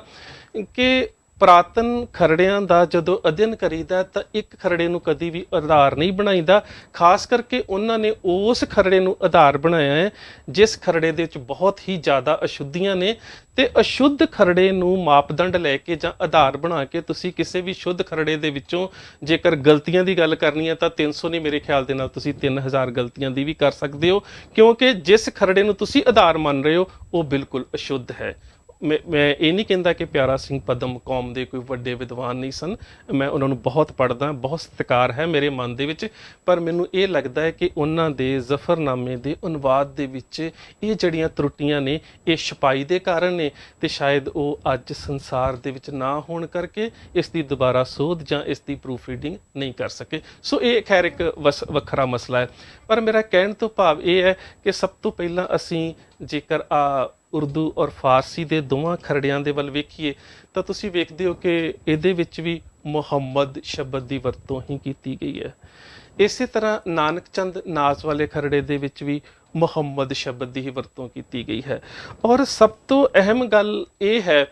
ਕਿ ਇਹਨਾਂ ਦੋਹਾਂ ਖਰੜਿਆਂ ਤੋਂ ਬਾਅਦ ਸਾਡੇ ਕੋਲ ਇੱਕ ਪੰਜਾਬੀ ਦਾ ਅਨੁਵਾਦਿਤ ਖਰੜਾ ਆਉਂਦਾ ਹੈ, ਉਹ ਹੈ ਸਰ ਡਾਕਟਰ ਗੁਰਦੇਵ ਸਿੰਘ ਪੰਧੇਲ ਹੋਣਾ ਦਾ, ਜਿਨ੍ਹਾਂ ਨੇ ਨਾਲ ਪੰਜਾਬੀ ਦਿੱਤੀ ਹੈ ਤੇ ਨਾਲ ਫਾਰਸੀ ਦਿੱਤੀ ਹੋਈ ਹੈ। ਉਸ ਖਰੜੇ ਦੇ ਵਿੱਚ ਤੁਸੀਂ ਵੇਖ ਸਕਦੇ ਹੋ ਕਿ ਉਹਨਾਂ ਨੇ ਵੀ ਹਾਹੇ ਦੇ ਉੱਪਰ ਟਿੱਪੀ ਦੀ ਵਰਤੋਂ ਨਹੀਂ ਕੀਤੀ। ਸੋ ਇਹ ਮੈਂ ਤੁਹਾਨੂੰ ਫਾਰਸੀ ਔਰ ਅੱਜ ਦੇ ਕੁਝ ਨਵੀਨਤਮ ਖਰੜਿਆਂ ਦੀ ਗੱਲ ਕੀਤੀ ਹੈ। ਹੁਣ ਮੈਂ ਤੁਹਾਡਾ ਧਿਆਨ ਦਿਵਾਉਣਾ ਚਾਹੁੰਦਾ ਹੈ ਕਿ ਜੇਕਰ ਸੱਚਮੁੱਚ ਹੀ ਅਸੀਂ ਉਸ ਵੀਰ ਦੀ ਗੱਲ ਨੂੰ ਆਧਾਰ ਬਣਾ ਕੇ,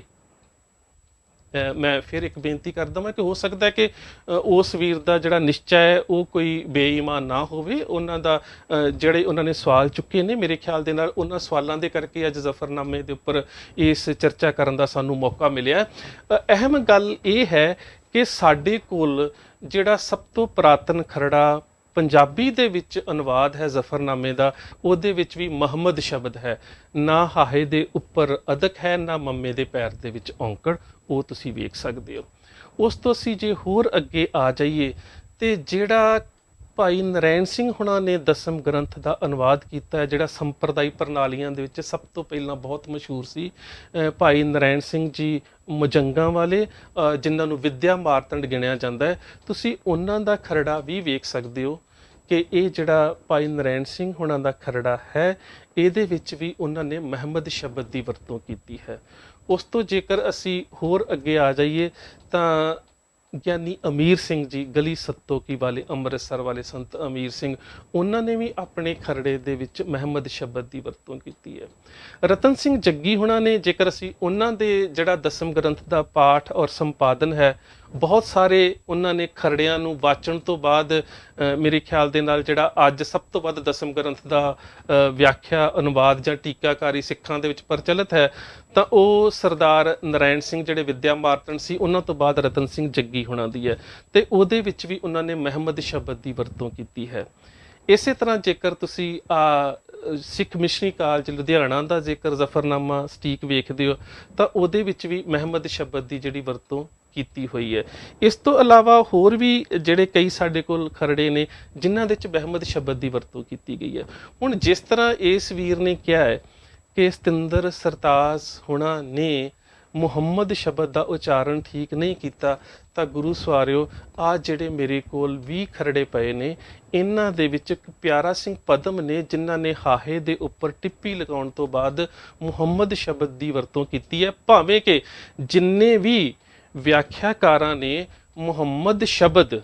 ਵਿਆਖਿਆ ਦੇ ਵਿੱਚ ਲਿਖਿਆ ਹੈ ਉਹਨਾਂ ਨੇ ਮੁਹੰਮਦ ਹਾਹੇ ਦੇ ਨਾਲ ਟਿੱਪੀ ਹੀ ਲਿਖਿਆ ਹੈ, ਕਿਉਂਕਿ ਉੱਥੇ ਉਹ ਸੱਲੱਲਾਹੁ ਅਲੈਹਿ ਵਸੱਲਮ ਹਜ਼ਰਤ ਮੁਹੰਮਦ ਸਾਹਿਬ ਦੇ ਨਾਮ ਨੂੰ ਸੰਬੋਧਿਤ ਹੋ ਕੇ ਵਿਆਖਿਆ ਕਰ ਰਹੇ ਨੇ। ਪਰ ਜਿੰਨਾ ਵੀ ਜ਼ਫਰਨਾਮੇ ਦੇ ਮੂਲ ਪਾਠ ਦੇ ਸਾਡੇ ਕੋਲ ਖਰੜੇ ਮੌਜੂਦ ਨੇ ਉਹਨਾਂ ਸਾਰਿਆਂ ਦੇ ਵਿੱਚ ਹਾਹੇ ਦੇ ਉੱਪਰ ਟਿੱਪੀ ਦੀ ਵਰਤੋਂ ਨਹੀਂ ਕੀਤੀ ਗਈ। ਸਾਰਿਆਂ ਦੇ ਵਿੱਚ ਮੁਹੰਮਦ ਸ਼ਬਦ ਹੀ ਹੈ, ਮੁਹੰਮਦ ਨਹੀਂ ਹੈ। ਨਾ ਫਾਰਸੀ ਖਰੜਿਆਂ ਦੇ ਵਿੱਚ, ਨਾ ਉਰਦੂ ਵਾਲਿਆਂ ਦੇ ਵਿੱਚ, ਔਰ ਨਾ ਹੀ ਗੁਰਮੁਖੀ ਦੇ ਹੱਥ ਲਿਖ ਖਰੜਿਆਂ ਦੇ ਵਿੱਚ। ਤੇ ਗੁਰੂ ਸਵਾਰਿਓ ਜੇਕਰ ਪਿਆਰਾ ਸਿੰਘ ਪਦਮ ਦੇ ਇਸ ਖਰੜੇ ਨੂੰ ਆਧਾਰ ਬਣਾ ਕੇ ਅਸੀਂ ਮੁਹੰਮਦ ਸ਼ਬਦ ਦੀ ਵਰਤੋਂ ਕਰਾਂਗੇ ਤੇ ਖਿਆਲ ਕਰਿਓ ਕਿ ਜਿੰਨੇ ਵੀ ਸਾਡੇ ਹੱਥ ਲਿਖਤ ਸਰੂਪ ਨੇ ਉਹਨਾਂ ਦੇ ਵਿੱਚ ਇਸ ਲਿਖਤ ਦੀ ਕਿੰਨੀ ਵੱਡੀ ਬੇਅਦਬੀ ਹੋਵੇਗੀ। ਇਹ ਸਾਡੇ ਸਾਹਮਣੇ ਇੱਕ ਬਹੁਤ ਵੱਡਾ ਸਵਾਲ ਹੈ। ਸੋ ਇੱਥੇ ਜਿਹੜੀ ਸਤਿੰਦਰ ਸਰਤਾਜ ਨੇ ਆਪਣੀ ਗਾਇਨ ਸ਼ੈਲੀ ਦੇ ਵਿੱਚ, ਉਚਾਰਨ ਦੇ ਵਿੱਚ ਤੇ ਲਿਖਤ ਦੇ ਵਿੱਚ ਜਿਹੜੀ ਮੁਹੰਮਦ ਸ਼ਬਦ ਦੀ ਵਰਤੋਂ ਮੰਮੇ ਦੇ ਪੈਰ ਦੇ ਵਿੱਚ ਔਂਕੜ ਔਰ ਹਾਹੇ ਦੇ ਉੱਪਰ ਜਿਹੜੀ ਹੈ ਉਹ ਅਦਕ ਲਗਾ ਕੇ ਕੀਤੀ ਹੈ, ਉਹ ਫਾਰਸੀ ਦੇ ਸਰੋਤਾਂ ਦੇ ਅਨੁਕੂਲ ਬਿਲਕੁਲ ਦਰੁਸਤ ਹੈ। ਇਸੇ ਸ਼ੇਰ ਦੇ ਵਿੱਚ ਇੱਕ ਨੁਕਤਾ ਹੋਰ ਉਠਾਇਆ ਗਿਆ ਹੈ ਜਿਸ ਨੁਕਤੇ ਦੇ ਉੱਪਰ ਵਿਚਾਰ ਕਰਨੀ ਬਹੁਤ ਜ਼ਰੂਰੀ ਹੈ, ਕਿਉਂਕਿ ਜੇਕਰ ਅਸੀਂ ਫਾਰਸੀ ਦੀ ਜਿਹੜੀ ਉਚਾਰਨ ਤੇ ਗਾਇਨ ਸ਼ੈਲੀ ਦੇ ਵਿੱਚ ਜਿਹੜਾ ਸ਼ਬਦਾਂ ਦਾ ਤਵਾਜ਼ਨ ਹੁੰਦਾ ਹੈ, ਜਿਸ ਤਰ੍ਹਾਂ ਜਿਹੜਾ ਜ਼ਫਰਨਾਮਾ ਹੈ ਬੇਸਿਕਲੀ ਇਹਦੀ ਜਿਹੜੀ ਬਹਿਰ ਹੈ ਉਹ ਮਸਨਵੀ ਵਾਲੀ ਹੈ। ਤੇ ਮਸਨਵੀ ਬਹਿਰ ਦੇ ਵਿੱਚ ਜਦੋਂ ਅਸੀਂ ਜ਼ਫਰਨਾਮੇ ਦਾ ਉਚਾਰਨ ਕਰਦੇ ਹਾਂ ਉਹ ਹੈ ਫੌਲਨ ਫੌਲਨ ਫੌਲਨ ਫੌਲ, ਜਿਸ ਨੂੰ ਅਸੀਂ ਜੇਕਰ ਉਚਾਰਨ ਦੀ ਬਹਿਰ ਦੇ ਵਿੱਚ ਉਚਾਰਨਾ ਹੋਵੇ ਤਾਂ ਫੌਲਨ ਫੌਲਨ ਫੌਲਨ ਫੌਲ ਹੈ ਕਿ ਕਮਾਲੇ ਕਰਾਮਾਤ ਕਾਇਮ ਕਰੀਮ ਰਜ਼ਾ ਬਖਸ਼ ਰਾਜ਼ਿਕ ਰਿਹਾ ਕੋ ਰਹੀਨ। ਸੋ ਇਹ ਜਿਹੜੀ ਇਹਦੀ ਬਹਿਰ ਹੈ ਜਿਸ ਨੂੰ ਮਸਨਵੀ ਦੀ ਬਹਿਰ ਕਿਹਾ ਜਾਂਦਾ ਹੈ। ਸੋ ਇਹਦੇ ਵਿੱਚ ਉਸ ਵੀਰ ਵੱਲੋਂ ਇੱਕ ਨੁਕਤਾ ਜਿਹੜਾ ਹੈ ਉਹ ਉਠਾਇਆ ਗਿਆ ਹੈ ਕਿ ਜਿਹੜਾ ਜ਼ਫਰਨਾਮੇ ਦਾ ਇਹ ਸ਼ੇਰ ਹੈ ਕਿ ਨਾ ਈਮਾ ਪਰਸਤੀ, ਨਾ ਔਜ਼ਾਏ ਦੀਨ, ਨਾ ਸਾਹਿਬ ਸ਼ਨਾਸੀ, ਨਾ ਮੁਹੰਮਦ ਜ਼ਕੀ, ਕਿ ਇਸ ਸ਼ੇਰ ਦੇ ਵਿੱਚ ਸਤਿੰਦਰ ਸਰਤਾਜ ਨੇ ਨਾ ਮੁਹੰਮਦ ਜ਼ਕੀ ਜਿਹੜਾ ਹੈ ਉਹਦੇ ਤੋਂ ਪਹਿਲਾਂ ਨਾ ਸ਼ਬਦ ਦੀ ਵਰਤੋਂ ਨਹੀਂ ਕੀਤੀ। ਕਿਸੇ ਹੱਦ ਤੱਕ ਮੈਂ ਕਹਿੰਦਾ ਕਿ ਇਸ ਵੀਰ ਦਾ ਜਿਹੜਾ ਇਹ ਉਹਨਾਂ ਵੱਲੋਂ ਇਹ ਟਿੱਪਣੀ ਕੀਤੀ ਗਈ ਹੈ ਇਹ ਜਾਇਜ਼ ਇਸ ਕਰਕੇ ਹੈ ਕਿ ਸਾਡੇ ਕੋਲ ਜਿਹੜੇ ਫਾਰਸੀ ਦੇ 3 ਖਰੜੇ ਨੇ ਉਹਨਾਂ ਦੇ ਵਿੱਚੋਂ 2 ਦੇ ਵਿੱਚ ਨਾ ਮੁਹੰਮਦ ਜ਼ਕੀ ਸ਼ਬਦ ਹੀ ਹੈ, ਇੱਕ ਦੇ ਵਿੱਚ ਨਾ ਸ਼ਬਦ ਨਹੀਂ ਹੈ। ਇਸੇ ਤਰ੍ਹਾਂ ਹੀ ਜਿਹੜਾ ਤੁਸੀਂ ਵੇਖ ਸਕਦੇ ਹੋ ਕਿ ਨਰਿੰਜਨ ਸਿੰਘ ਨੂਰ ਹੁਣਾਂ ਨੇ ਜਿਹੜਾ ਜ਼ਫਰਨਾਮੇ ਦਾ ਪੰਜਾਬੀ ਅਨੁਵਾਦ ਕੀਤਾ ਹੈ ਔਰ ਉਸ ਅਨੁਵਾਦ ਕਰਨ ਦੇ ਵਾਸਤੇ ਜਿਹੜਾ ਉਹਨਾਂ ਨੇ ਫਾਰਸੀ ਦਾ ਖਰੜਾ ਵਰਤਿਆ ਉਹਦੇ ਵਿੱਚ ਵੀ ਨੂਨ ਸ਼ਬਦ ਦੀ ਵਰਤੋਂ ਨਹੀਂ ਹੈ, ਨਾ ਸਾਹਿਬ ਸ਼ਨਾਸੀ ਮੁਹੰਮਦ ਜ਼ਕੀ। ਇਸੇ ਤਰ੍ਹਾਂ ਹੀ ਜਿਹੜਾ ਇੱਕ ਖਰੜਾ ਇੰਟਰਨੈਟ ਦੇ ਉੱਪਰ ਅਵੇਲੇਬਲ ਹੈ ਤੁਸੀਂ ਵੇਖ ਸਕਦੇ ਹੋ, ਜਿਸ ਦੇ ਬਾਰੇ ਕਿਹਾ ਜਾਂਦਾ ਹੈ ਕਿ ਭਾਸ਼ਾ ਭਾਗ ਦੇ ਖਰੜੇ ਦਾ ਹੀ ਇਹ ਜਿਹੜਾ ਰੂਪਾਂਤਰਣ ਹੈ ਤੇ ਉਹਦੇ ਵਿੱਚ ਵੀ ਜਿਹੜਾ ਨਾ ਸਾਹਿਬ ਸ਼ਨਾਸੀ ਨਾ ਮੁਹੰਮਦ ਜ਼ਕੀ ਹੈ ਉਹਦੇ ਵਿੱਚ ਵੀ ਨੂਨ ਸ਼ਬਦ ਦੀ ਵਰਤੋਂ ਨਹੀਂ ਕੀਤੀ ਗਈ। ਸੋ ਇਹਦੇ ਵਿੱਚ ਸਭ ਤੋਂ ਅਹਿਮ ਗੱਲ ਇਹ ਹੈ ਕਿ ਜੇਕਰ ਸਤਿੰਦਰ ਸਰਤਾਜ ਨੂਨ ਸ਼ਬਦ ਦੀ ਵਰਤੋਂ ਕਰ ਲੈਂਦੇ ਤਾਂ ਹੋਰ ਵੀ ਵਧੀਆ ਹੁੰਦਾ, ਪਰ ਜੇਕਰ ਨੂਨ ਸ਼ਬਦ ਦੀ ਵਰਤੋਂ ਨਹੀਂ ਕੀਤੀ ਗਈ ਭਾਵ ਕਿ ਨਾ ਮੁਹੰਮਦ ਜ਼ਕੀ ਨਹੀਂ ਕਿਹਾ ਗਿਆ ਤੇ ਇਹਦੇ ਨਾਲ ਇਸ ਦੇ ਅਰਥਾਂ ਦੇ ਉੱਪਰ ਕੋਈ ਅਸਰ ਨਹੀਂ ਪੈਂਦਾ, ਕਿਉਂਕਿ ਨਰਿੰਜਨ ਸਿੰਘ ਨੂਰ ਹੁਣਾਂ ਨੇ ਉਸ ਤੋਂ ਇਲਾਵਾ ਹੋਰ ਜਿਹੜੇ ਫਾਰਸੀ ਦੇ ਖਰੜੇ ਨੇ ਉਹਨਾਂ ਦੇ ਵਿੱਚ ਜਿੰਨੇ ਵੀ ਵਿਆਖਿਆਕਾਰਾਂ ਨੇ ਅਰਥ ਕੀਤੇ ਨੇ ਉਹ ਨੂਨ ਸ਼ਬਦ ਦੀ ਇੱਕ ਥਾਂ ਵਰਤੋਂ ਹੋਣ ਦੇ ਨਾਲ ਇਹ ਜਿਹੜੀ ਸਾਰੀ ਪੂਰੀ ਇਬਾਰਤ ਹੈ ਉਹਦੇ ਜਿਹੜੇ ਅਰਥ ਨੇ ਉਹ ਨਕਾਰਾਤਮਕ ਰੂਪ ਦੇ ਵਿੱਚ ਹੁੰਦੇ ਨੇ ਕਿ ਨਾ ਸਾਹਿਬ ਸ਼ਨਾਸੀ ਮੁਹੰਮਦ ਜ਼ਕੀ, ਕਿ ਨਾ ਤੈਨੂੰ ਪਰਮਾਤਮਾ ਦੀ ਸ਼ਨਾਖਤ ਹੈ ਤੇ ਨਾ ਮੁਹੰਮਦ ਸਾਹਿਬ ਦੇ ਉੱਪਰ ਸੱਲੱਲਾਹੁ ਅਲੈਹਿ ਵਸੱਲਮ ਮੁਹੰਮਦ ਸਾਹਿਬ ਦੇ ਉੱਪਰ ਯਕੀਨ ਹੈ। ਸੋ ਇੱਥੇ ਇੱਕ ਗੱਲ ਅਹਿਮ ਹੈ ਕਿ ਜਦੋਂ ਅਸੀਂ ਫਾਰਸੀ ਦੀ ਗਾਇਨ ਸ਼ੈਲੀ ਦੇ ਵਿੱਚ ਜ਼ਫਰਨਾਮੇ ਨੂੰ ਲੈ ਕੇ ਜਾਵਾਂਗੇ ਤੇ ਜਿਹੜੀ ਬਹਿਰ ਦੇ ਵਿੱਚ ਇਸ ਇਬਾਰਤ ਨੂੰ ਮਸਨਵੀ ਦੇ ਰੂਪ ਦੇ ਵਿੱਚ ਗਾਇਆ ਜਾਂਦਾ ਹੈ ਤੇ ਉਹਦੇ ਵਿੱਚ ਜਦੋਂ ਅਸੀਂ ਸ਼ਬਦਾਂ ਦਾ ਤਵਾਜ਼ਨ ਵੇਖਣਾ ਹੁੰਦਾ ਹੈ, ਇੱਥੇ ਨਾ ਸ਼ਬਦ ਦੀ ਵਰਤੋਂ ਨਾ ਵੀ ਕੀਤੀ ਜਾਵੇ ਤਾਂ ਇਹਦਾ ਜਿਹੜਾ ਅਰਥ ਹੈ ਉਹਦੇ ਉੱਪਰ ਕੋਈ ਅਸਰ ਨਹੀਂ ਪੈਂਦਾ। ਸੋ ਮੈਂ ਪਹਿਲਾਂ ਵੀ ਦੱਸ ਦਿੱਤਾ ਹੈ ਕਿ ਬਹੁਤ ਸਾਰੇ ਐਸੇ ਖਰੜੇ ਨੇ ਜਿਨ੍ਹਾਂ ਦੇ ਵਿੱਚ ਨਾ ਸ਼ਬਦ ਮੌਜੂਦ ਹੈ, ਪਰ ਬਹੁਤ ਸਾਰੇ ਐਸੇ ਖਰੜੇ ਵੀ ਨੇ ਜਿਨ੍ਹਾਂ ਦੇ ਵਿੱਚ ਨਾ ਸ਼ਬਦ ਦੀ ਵਰਤੋਂ ਨਹੀਂ ਕੀਤੀ ਗਈ। ਸੋ ਸਤਿੰਦਰ ਸਰਤਾਜ ਹੁਣਾਂ ਦੇ ਉੱਪਰ ਇਹ ਜਿਹੜਾ ਸੀਗਾ ਇਹ ਕਹਿ ਸਕਦੇ ਹਾਂ ਕਿ ਇੱਕ ਦੋਸ਼ ਜਾਂ ਕਿਹਾ ਜਾਂਦਾ ਕਿ ਉਹਨਾਂ ਦੇ ਉਚਾਰਨ ਦੇ ਵਿੱਚ ਇਹ ਹੈ ਕਿ ਨਾ ਮੁਹੰਮਦ ਜ਼ਕੀਨ ਦੇ ਵਿੱਚ ਉਹਨਾਂ ਨੇ ਨਾ ਸਾਹਿਬ ਸ਼ਨਾਸੀ ਮੁਹੰਮਦ ਜ਼ਕੀਨ ਤੋਂ ਪਹਿਲਾਂ ਨਾ ਸ਼ਬਦ ਦੀ ਵਰਤੋਂ ਨਹੀਂ ਕੀਤੀ। ਤੇ ਮੈਂ ਇੱਕ ਬੇਨਤੀ ਕਰਾਂ ਕਿ ਜਿਹੜੇ ਫਾਰਸੀ ਦੇ ਸਾਡੇ ਕੋਲ ਇਹ ਖਰੜੇ ਨੇ ਉਹਨਾਂ ਦੇ ਵਿੱਚ ਕੁਛ ਦੇ ਵਿੱਚ ਹੈ ਤੇ ਕੁਛ ਦੇ ਵਿੱਚ ਨਹੀਂ, ਪਰ ਇਹ ਕੋਈ ਸਥਾਈ ਇੰਨੀ ਔਖੀ ਕੰਮ ਨਹੀਂ ਤੇ ਨਾ ਹੀ ਇਹ ਕੋਈ ਏਡੀ ਵੱਡੀ ਗਲਤੀ ਹੈ ਕਿ ਜਿਹਦੀ ਦਰੁਸਤੀ ਨਾ ਕੀਤੀ ਜਾ ਸਕੇ। ਔਰ ਜੇਕਰ ਦਰੁਸਤੀ ਨਹੀਂ ਵੀ ਕੀਤੀ ਜਾਂਦੀ ਤਾਂ ਇਸ ਦੇ ਨਾਲ ਅਰਥਾਂ ਦੇ ਉੱਪਰ ਕੋਈ ਅਸਰ ਨਹੀਂ ਪੈਂਦਾ, ਕਿਉਂਕਿ ਬਹੁਤ ਸਾਰੇ ਜ਼ਫਰਨਾਮਿਆਂ ਦੇ ਐਸੇ ਖਰੜੇ ਨੇ ਜਿਨ੍ਹਾਂ ਦੇ ਵਿੱਚ ਅਰਥ ਜਿਹੜੇ ਨੇ ਉਹ ਇਕਸਾਰ ਨੇ, ਪਰ ਉੱਥੇ ਮੁਹੰਮਦ ਜ਼ਕੀਨ ਤੋਂ ਪਹਿਲਾਂ ਨਾ ਸ਼ਬਦ ਦੀ ਵਰਤੋਂ ਨਹੀਂ ਕੀਤੀ ਗਈ। ਇਸੇ ਤਰ੍ਹਾਂ ਉਚਾਰਨ ਦੇ ਵਿੱਚ ਤੁਸੀਂ ਵੇਖਿਆ ਕਿ ਜਿਸ ਤਰ੍ਹਾਂ ਅਸੀਂ ਮੈਂ ਸੋਚਦਾ ਕਿ ਇੱਕ ਬਹੁਤ ਵਧੀਆ ਉਚਾਰਨ ਸੇਧ ਜਿਹੜੀ ਹੈ ਉਹ ਸਤਿੰਦਰ ਸਰਤਾਜ ਨੇ ਆਪਣੀ ਗਾਇਨ ਸ਼ੈਲੀ ਦੇ ਵਿੱਚ ਉਚਾਰਨ ਦੇ ਵਿੱਚ ਤੇ ਲਿਖਤ ਦੇ ਵਿੱਚ ਦਿੱਤੀ ਹੈ। ਉਹ ਇਹ ਹੈ ਕਿ ਅਕਸਰ ਤੁਸੀਂ ਵੇਖਦੇ ਹੋਵੋਗੇ ਕਿ ਜਿਹੜੇ ਸ਼ਬਦ ਫਾਰਸੀ ਚੋਂ ਜਾਂ ਸਾਮੀ ਭਾਸ਼ਾਵਾਂ ਚੋਂ ਪੰਜਾਬੀ ਚ ਆਉਂਦੇ ਆ, ਜਿਸ ਤਰ੍ਹਾਂ ਕਮਾਨ ਸ਼ਬਦ ਜਿਹੜਾ ਤੀਰ ਕਮਾਨ ਹੈ, ਅਸੀਂ ਕਮਾਂ ਲਿਖਣ ਲੱਗੇ ਮੰਮੇ ਨੂੰ ਕੰਨਾ ਪਾ ਕੇ ਉੱਪਰ ਬਿੰਦੀ ਦੀ ਵਰਤੋਂ ਕਰਦੇ ਹਾਂ। ਇਸੇ ਤਰ੍ਹਾਂ ਜ਼ਵਾਂ ਸ਼ਬਦ, ਇਸ ਤੋਂ ਬਾਅਦ ਇਸੇ ਤਰ੍ਹਾਂ ਹੋਰ ਕਈ ਸ਼ਬਦ ਆ ਜਾਂਦੇ ਨੇ, ਮਿਆਂ, ਕਮਾਂ, ਜ਼ਵਾਂ, ਜਿਨ੍ਹਾਂ ਦੇ ਵਿੱਚ ਅਸੀਂ ਜਿਹੜਾ ਹੈ ਉਹ ਤਕਰੀਬਨ ਕੰਨੇ ਦੇ ਉੱਪਰ ਬਿੰਦੀ ਲਾ ਕੇ ਉਸ ਦਾ ਉਚਾਰਨ ਜਿਹੜਾ ਅੱਧੇ ਨੰਨੇ ਦਾ ਕਰਦੇ ਹਾਂ, ਜਦੋਂ ਕਿ ਉਹ ਫਾਰਸੀ ਦੇ ਮੁਤਾਬਕ ਪੂਰਾ ਸ਼ੁੱਧ ਉਚਾਰਨ ਨਹੀਂ ਬਣਦਾ। ਹੁਣ ਇੱਥੇ ਜਦੋਂ ਸਤਿੰਦਰ ਸਰਤਾਜ ਦਾ ਲਿਖਿਆ ਯਕੀਨ ਸ਼ਬਦ ਤੁਸੀਂ ਵੇਖੋਗੇ ਤੇ ਉਹਦੇ ਵਿੱਚ ਜਿਹੜਾ ਅਸਲੀ ਉਚਾਰਨ ਹੈ ਉਹ ਫਾਰਸੀ ਦੇ ਮੁਤਾਬਕ ਯਕੀਨ ਹੈ, ਤੇ ਜਿਹੜਾ ਕੱਕਾ ਹੈ ਉਹ ਪੰਜਾਬੀ ਦੇ ਵਿੱਚ ਕੱਕੇ ਦੀ ਆਵਾਜ਼ ਦਿੰਦਾ ਹੈ, ਜਦੋਂ ਕਿ